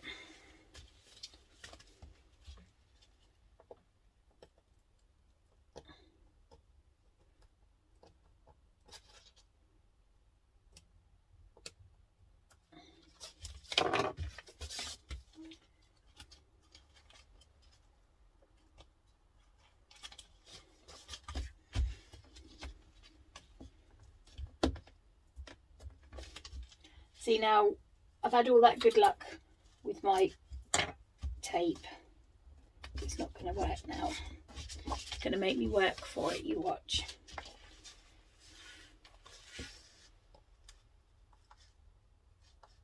There we go. Right, so I put a centrefold there, put a centrefold there. There we go. It doesn't quite match, but it's close enough.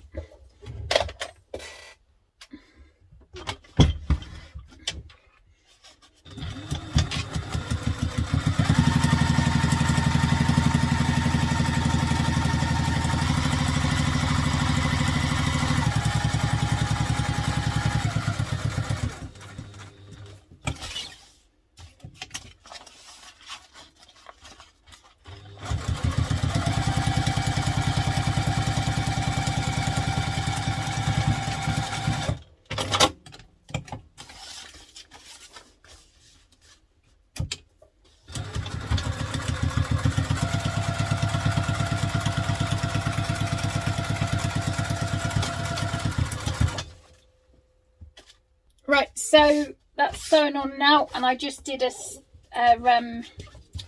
seam down the middle, just like I did on the other pockets. So that is now that part of your laptop bag done. So now we need to find the needle.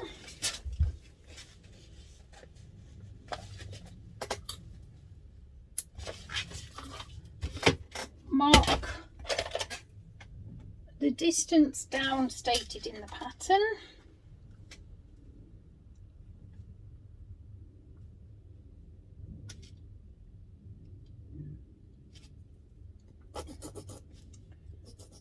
And put the magnetic snap on. So I will do that and I will be back. Okay, so I've added that in now. So what we're going to do now is going to fold the corners down, matching the corners up, and then we're going to stitch them together. So just match the corners. Managed. And on the other one.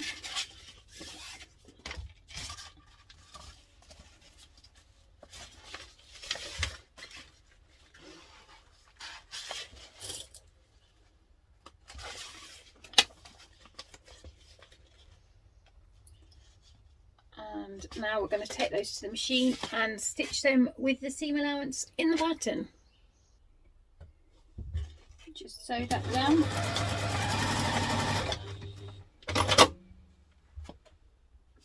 Now you've done the corners, you are going to take your 2B pieces and place them right sides together.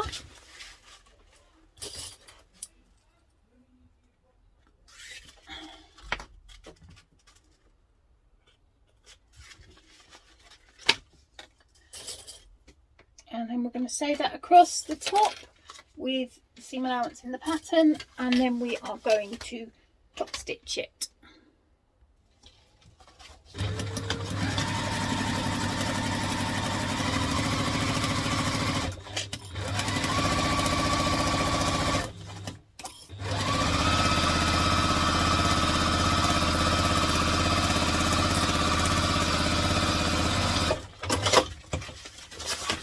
Stitch that.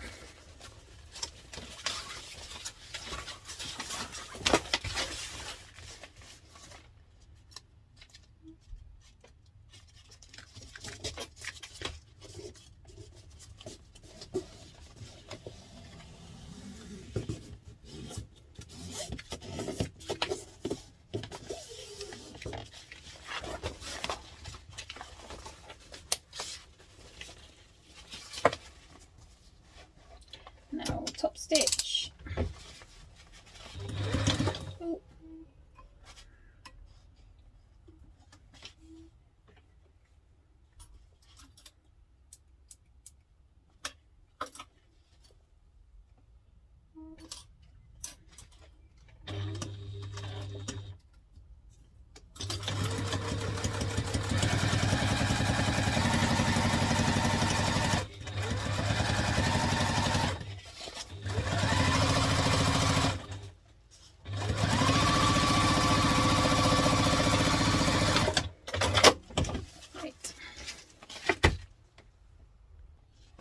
I'm just opening up these seams and placing them together.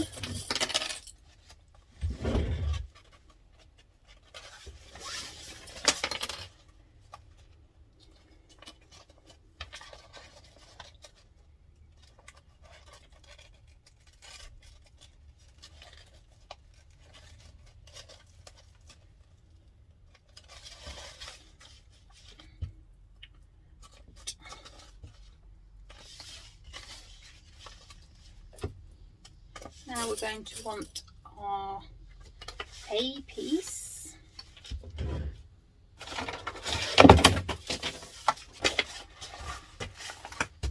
going to place this here.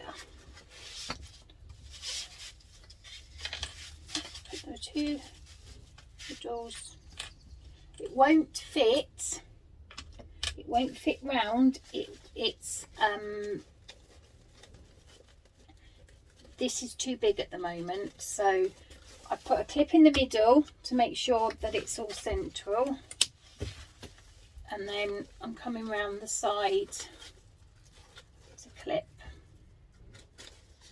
the sides together.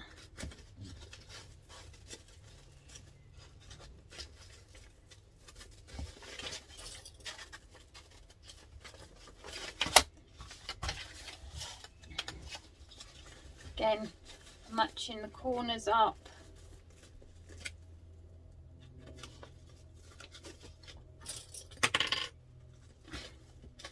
And then just working my way around.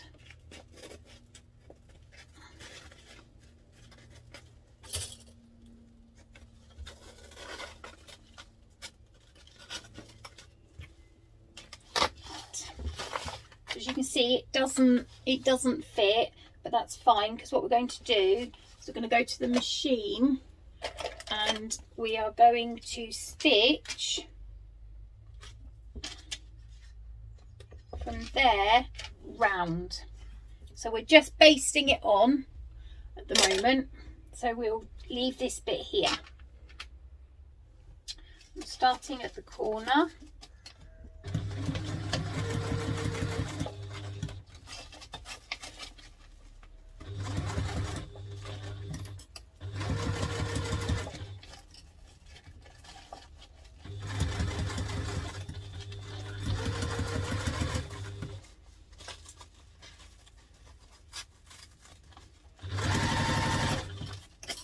times where you think, there's no way this is going to fit. What am I doing? This is where the magic happens.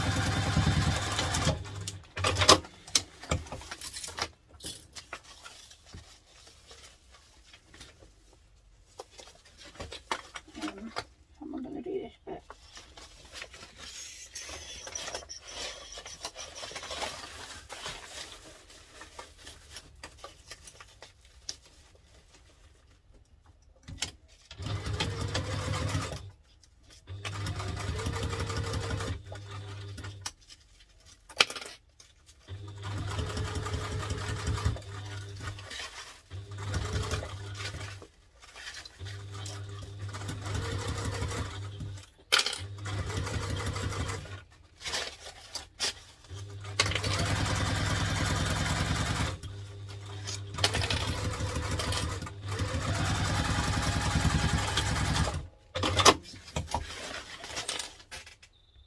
Right, so now you've got it sewn on, you need your craft foam.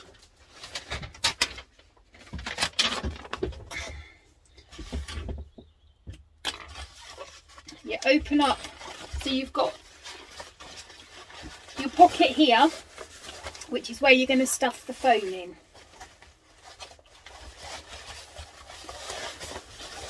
You want to put it up as far up the top as you can.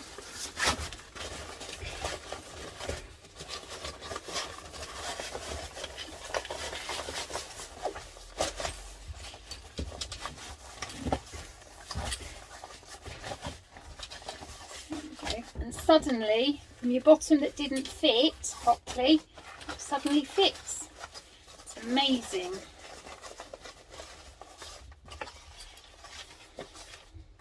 Right, so now we're going to seal up this bit here.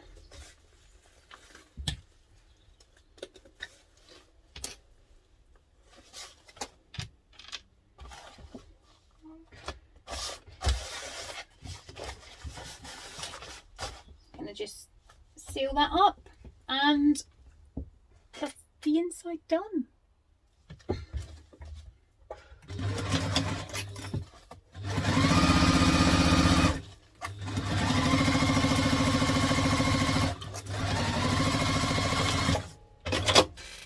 Right, so this is where it's slightly different because I'm doing the binding method now. I have taken my Q piece, my exterior Q piece, and cut it in half like the pattern says. But I've also done the same with I've cut my lining panels pieces the same. So they are the same as my exterior. I have marked the zip to the length it needs to be in the pattern. I have made these bits just slightly longer. I folded the edges over.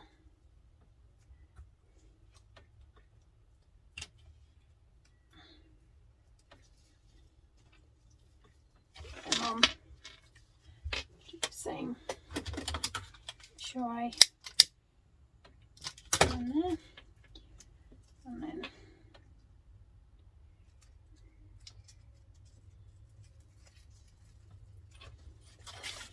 put these on here.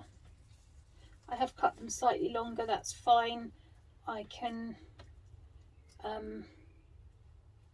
make them shorter when it comes to it.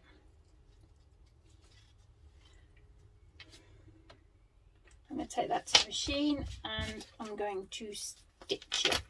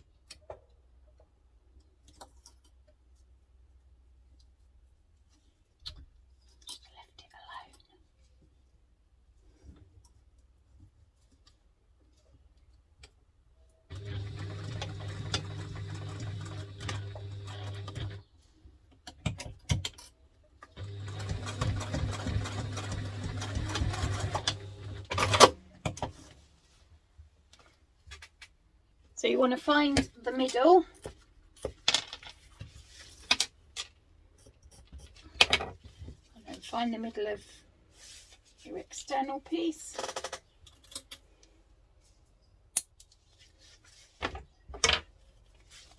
Now I'm going to put right side up, wrong side, right side down. So you have right sides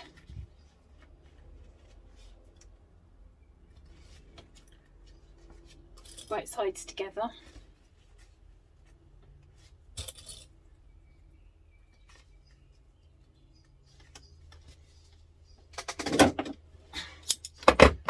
Just trim that bit off. That's not the zipper tape, that was the edge of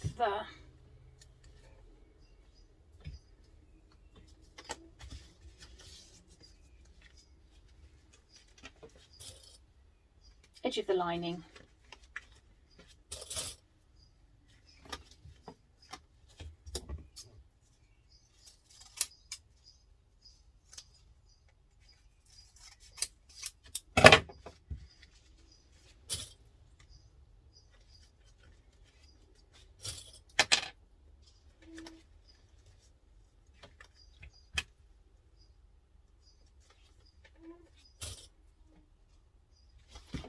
Now we're going to take our lining piece and we're going to place that right side down. So we got right side, and then right side to wrong side.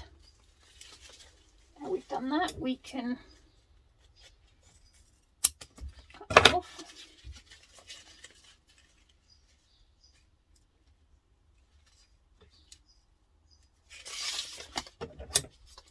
This end.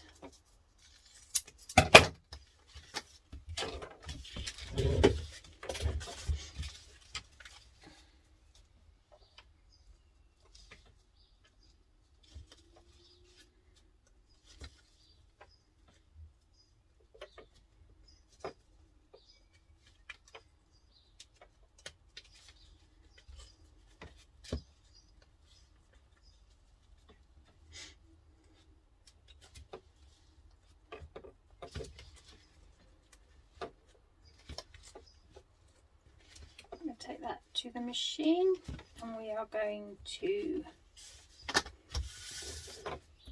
do stitch it and then we'll top stitch it. Instruction and stitch.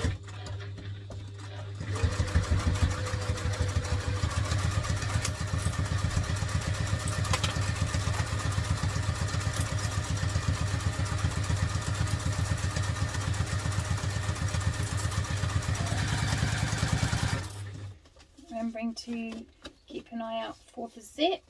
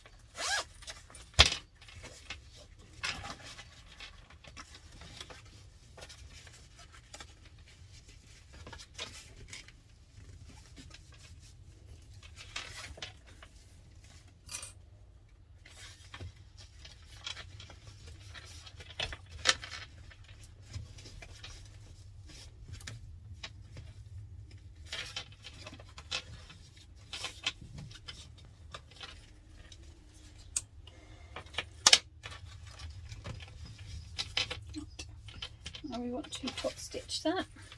I've put pink thread. I'm using the white thread in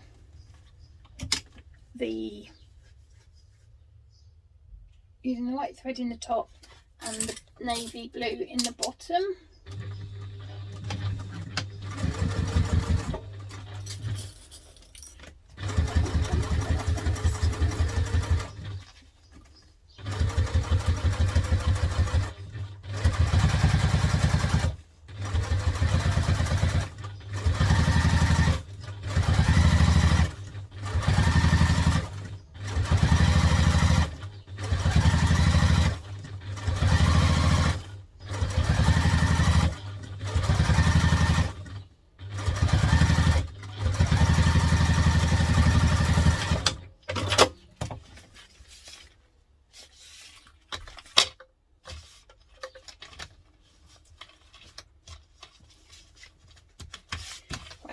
Now we're going to do exactly the same on the other side.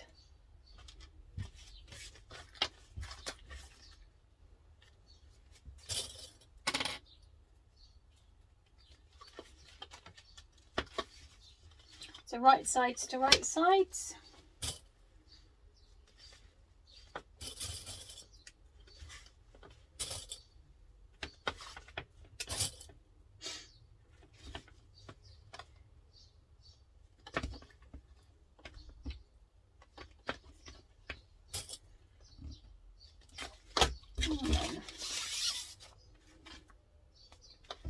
Turn it over.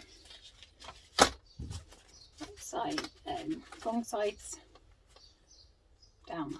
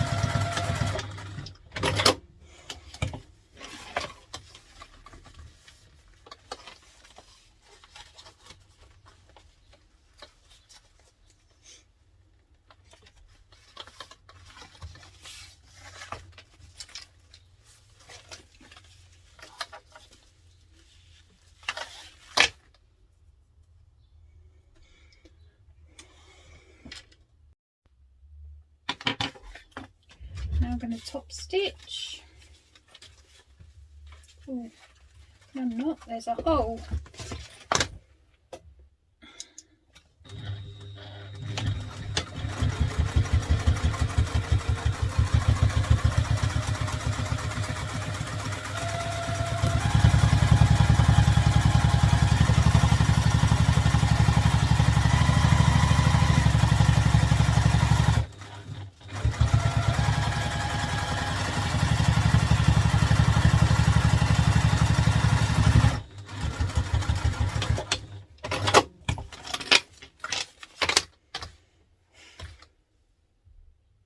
Right, so now you want to take this to the machine and you just want to baste all of this together into one piece. Right, so now we've stitched that all round, I'm going to need our side panel pieces S, our lining and our exterior. I'm going to place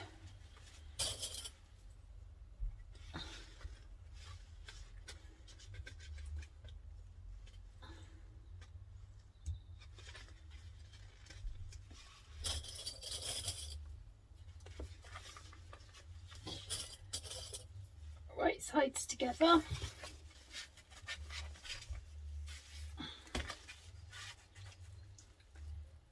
Right sides together. Making sure to move this down. Make sure we put it on the right side. Right side together. Right side together. Right sides together. We'll take that to the machine and stitch it with the seam allowance.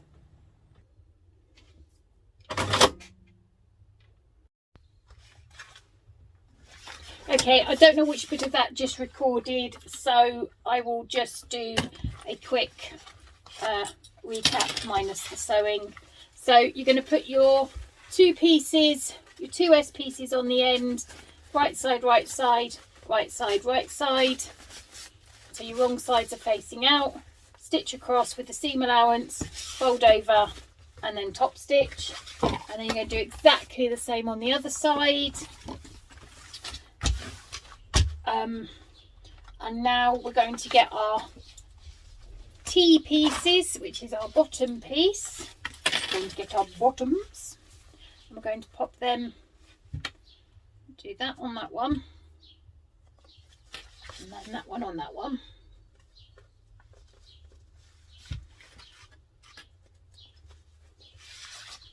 And we're going to stitch those together. And then I'm going to stitch those two together. Back down to construction length stitch.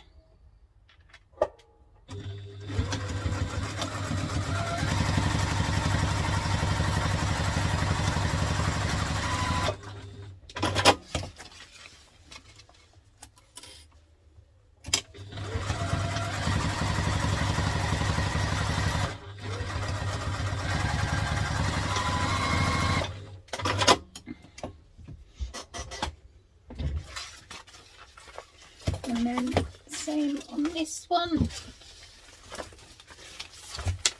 Right sides together.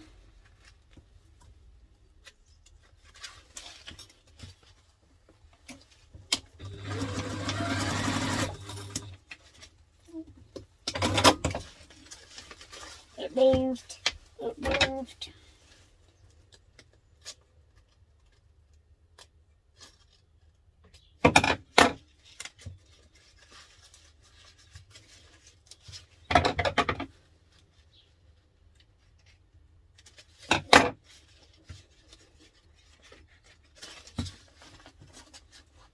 You want to keep these both the same seam allowance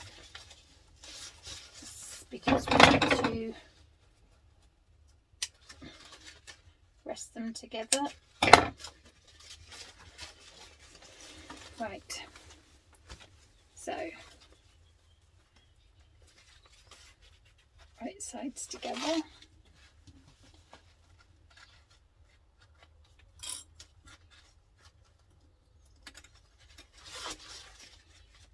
It's slipping all over the place.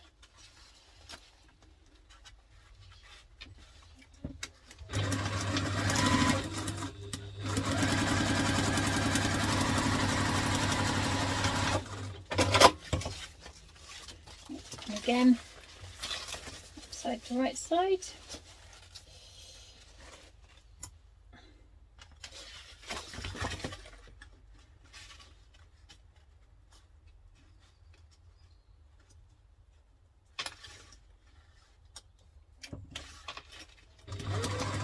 Oh, come undone.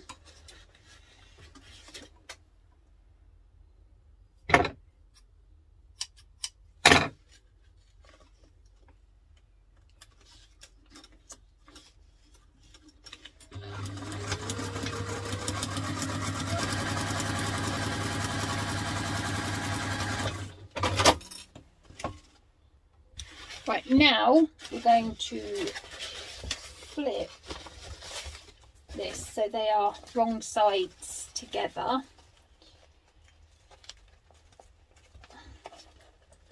And I'm going to put these together here.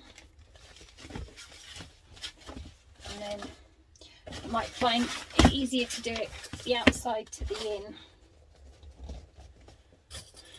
Butterflying the corners to distribute the seam allowance. Right, so they match up there. Match them up this side.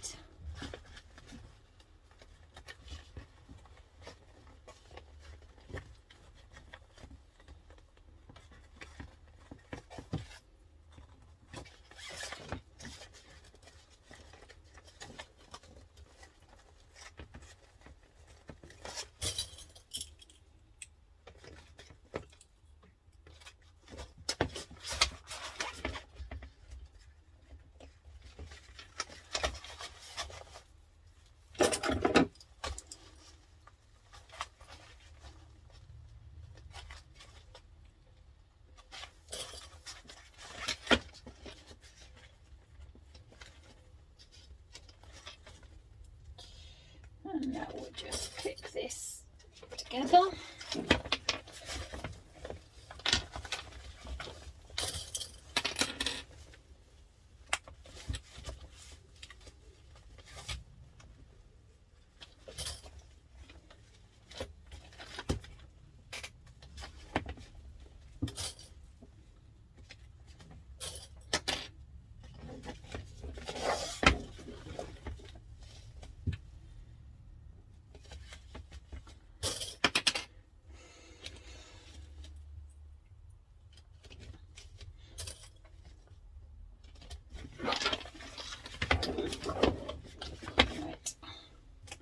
Now take that to the machine and we are going to stitch it together.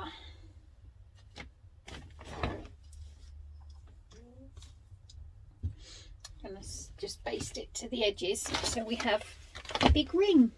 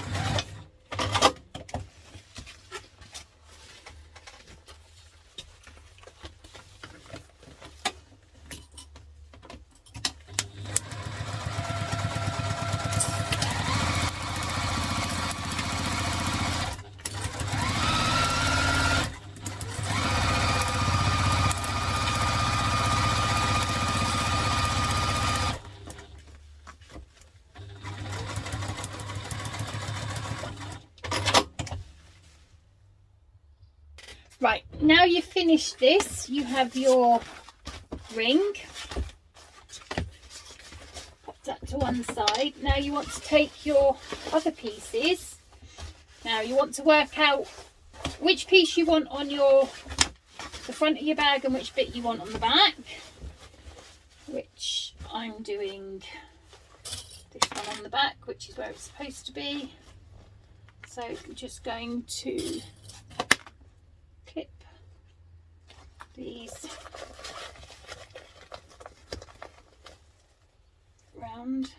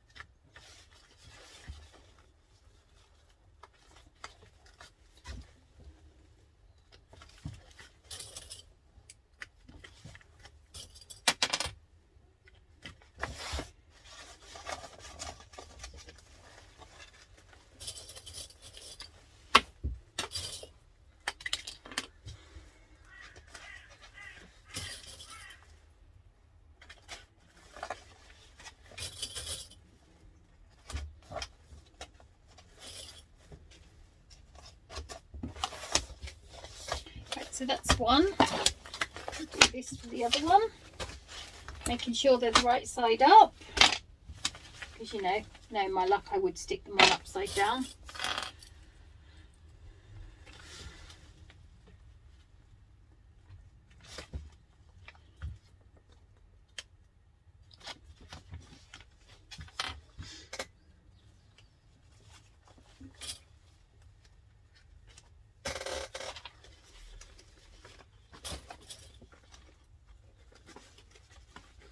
I rather like this colour combo.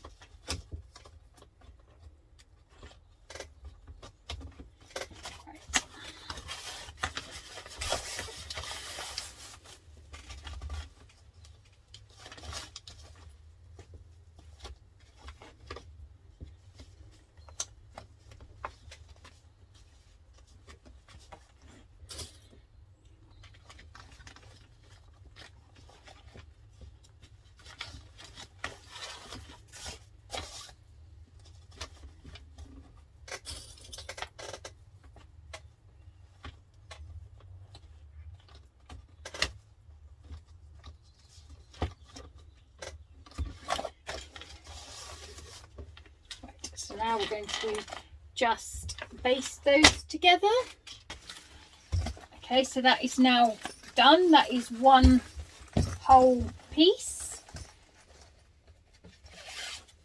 Right, now we want to find our middle of the top, middle of the bottom.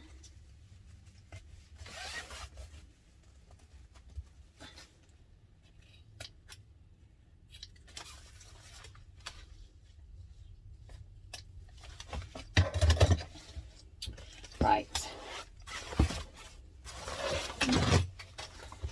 Don't know if there's going to be a better way or worse way, but we'll do this first because that's bulkier.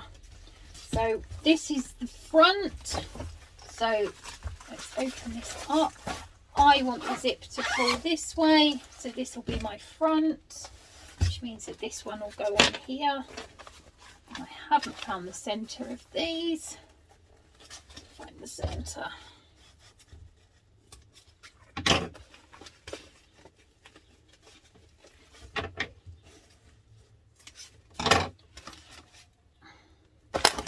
So now we're going to turn it round, making sure that we still have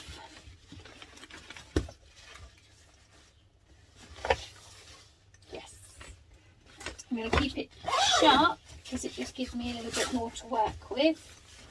So we're going to line up our two middles,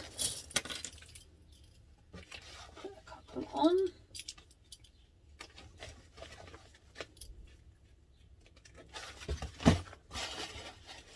And then a couple here.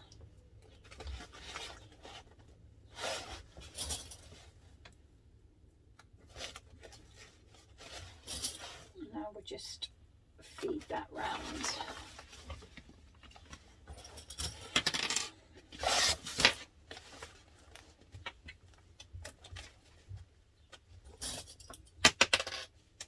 I'm just going to put a few little clips in there because it's got to go, you're trying to get a straight edge round a corner. It just gives it a little bit more jiggle room.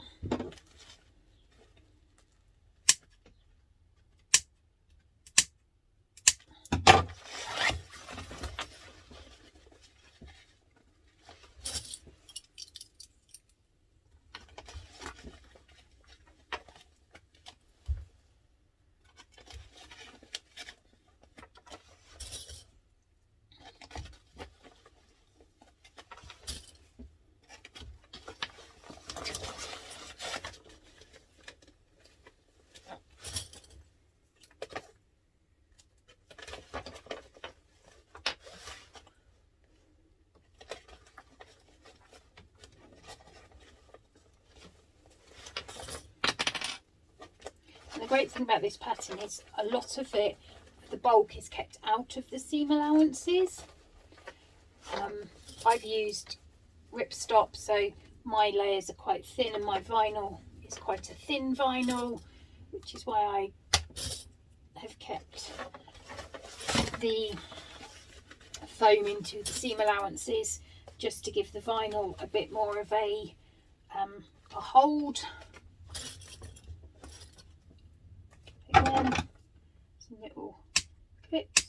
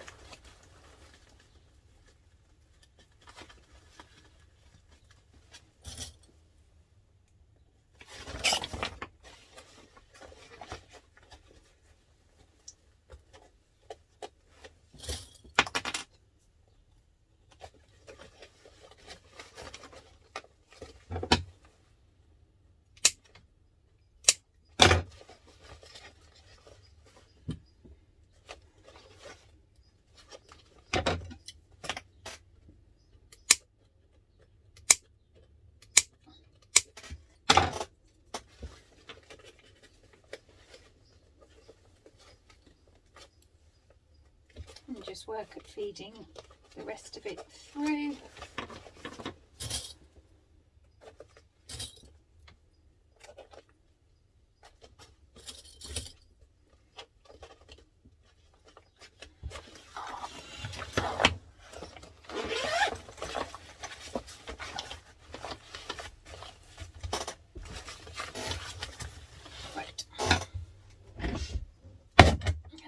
to the machine now.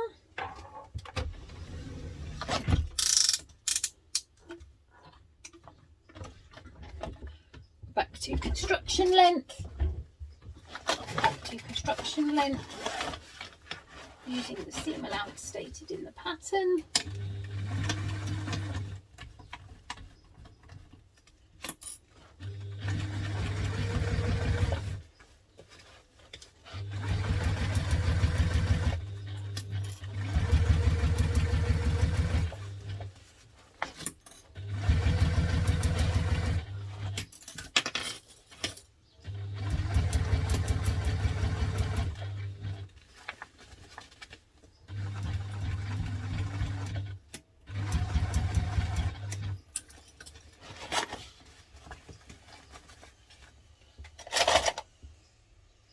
Use my hemostats.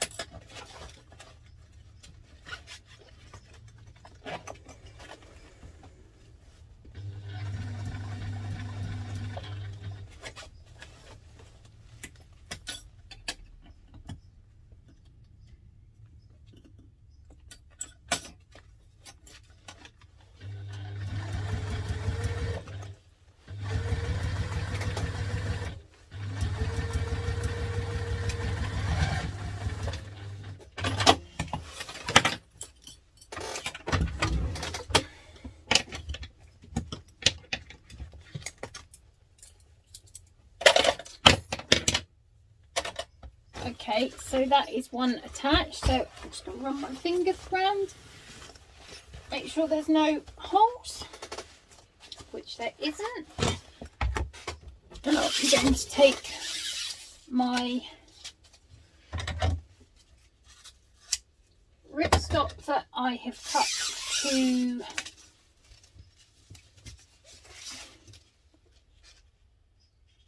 an inch and a half.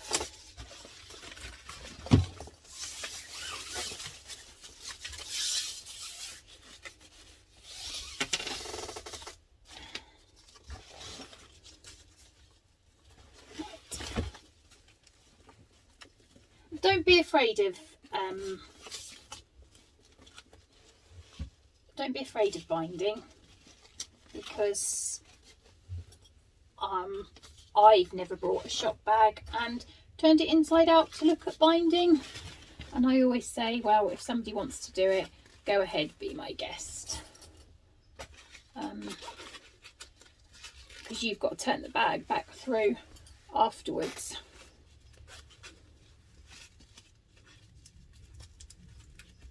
So I'm using this like bias binding, but of course it's got no stretch in it because it's ripstop.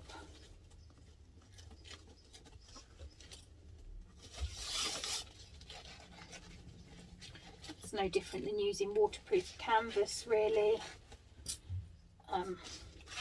I've just found the waterproof canvas I've used has been too heavy, so my bags have ended up being really heavy before I've even put anything in them.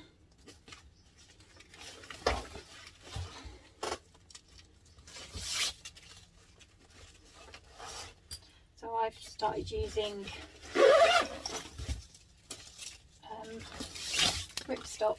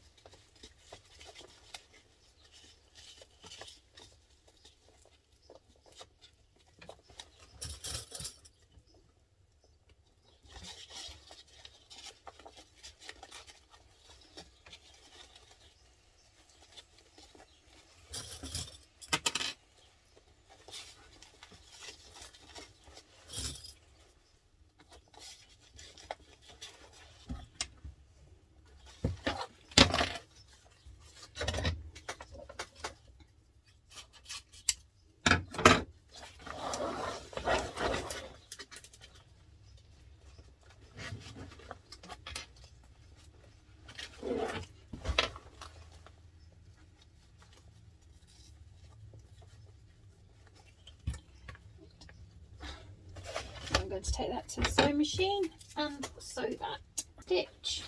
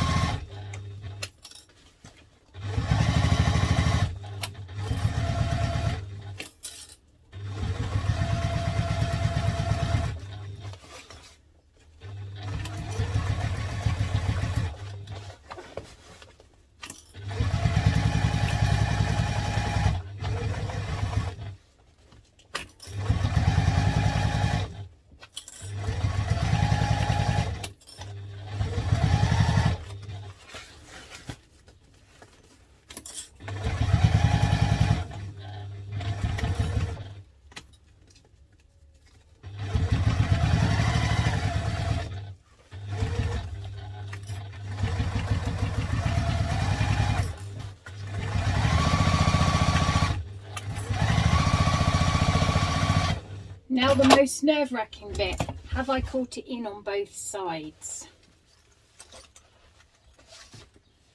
Yes, I have. This one needs to just, here I've gone a little bit close to the edge, so I'm just gonna, there we go.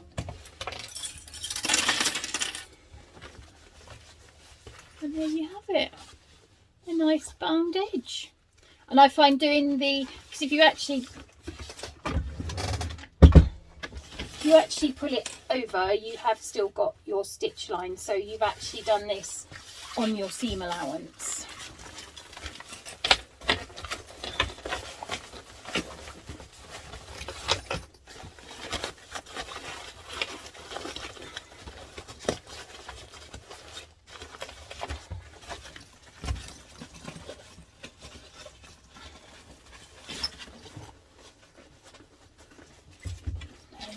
So now we've got to stick the back on.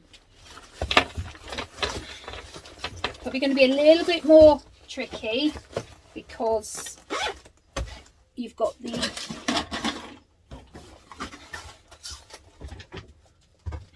laptop. You've got the laptop cover in.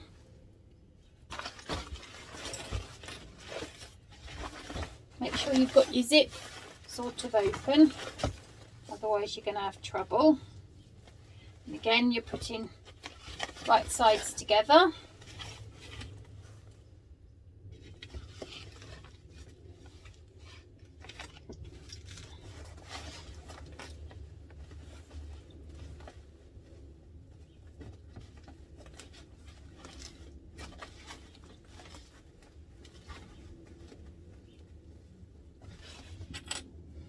Doors.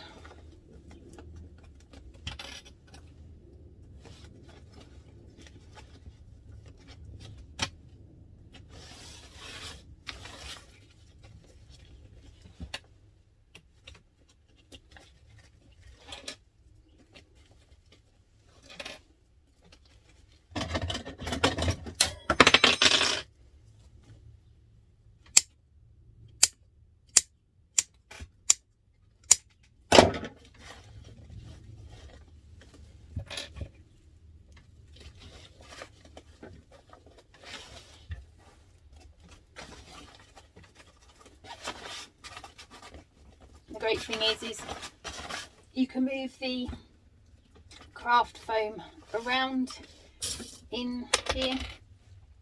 I've only put craft foam in this one. I haven't done it in the back. I forgot. Again, just going to put some little clips in just to help ease fabric around.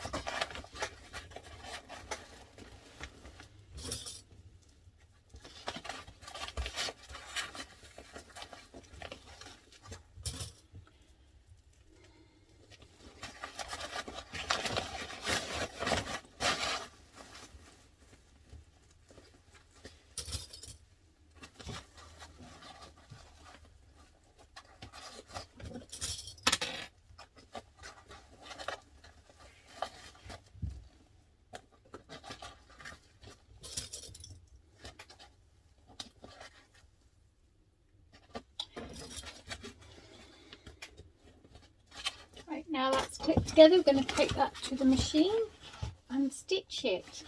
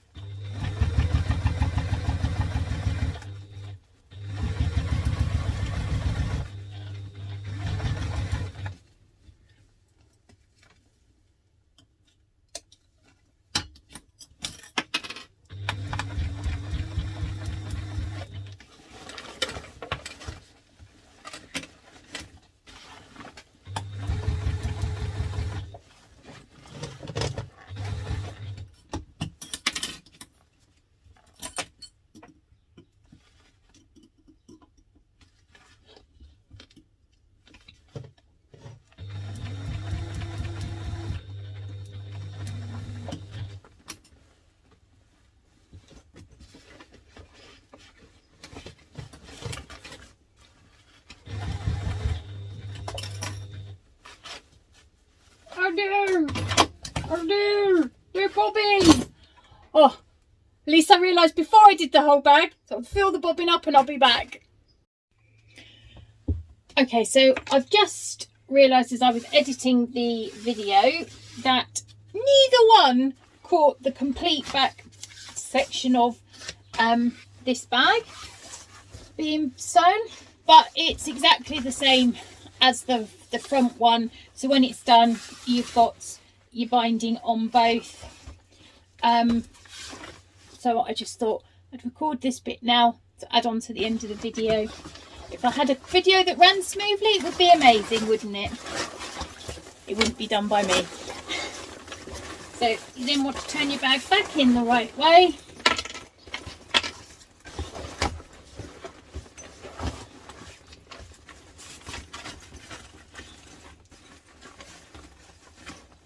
And then you can give it a wiggle and a jiggle. And then also not shown on this video is doing the straps, but they are pretty straightforward. I just cut a 24-inch piece of webbing, sealed the ends, and then just sewed them shut. And then doing the crossbody strap, that is also shown on the drop-in lining one. So that will just give you the choice on how you want to do it. I hope you enjoyed this video, and you've done it. You've made the Percival laptop bag. Well done.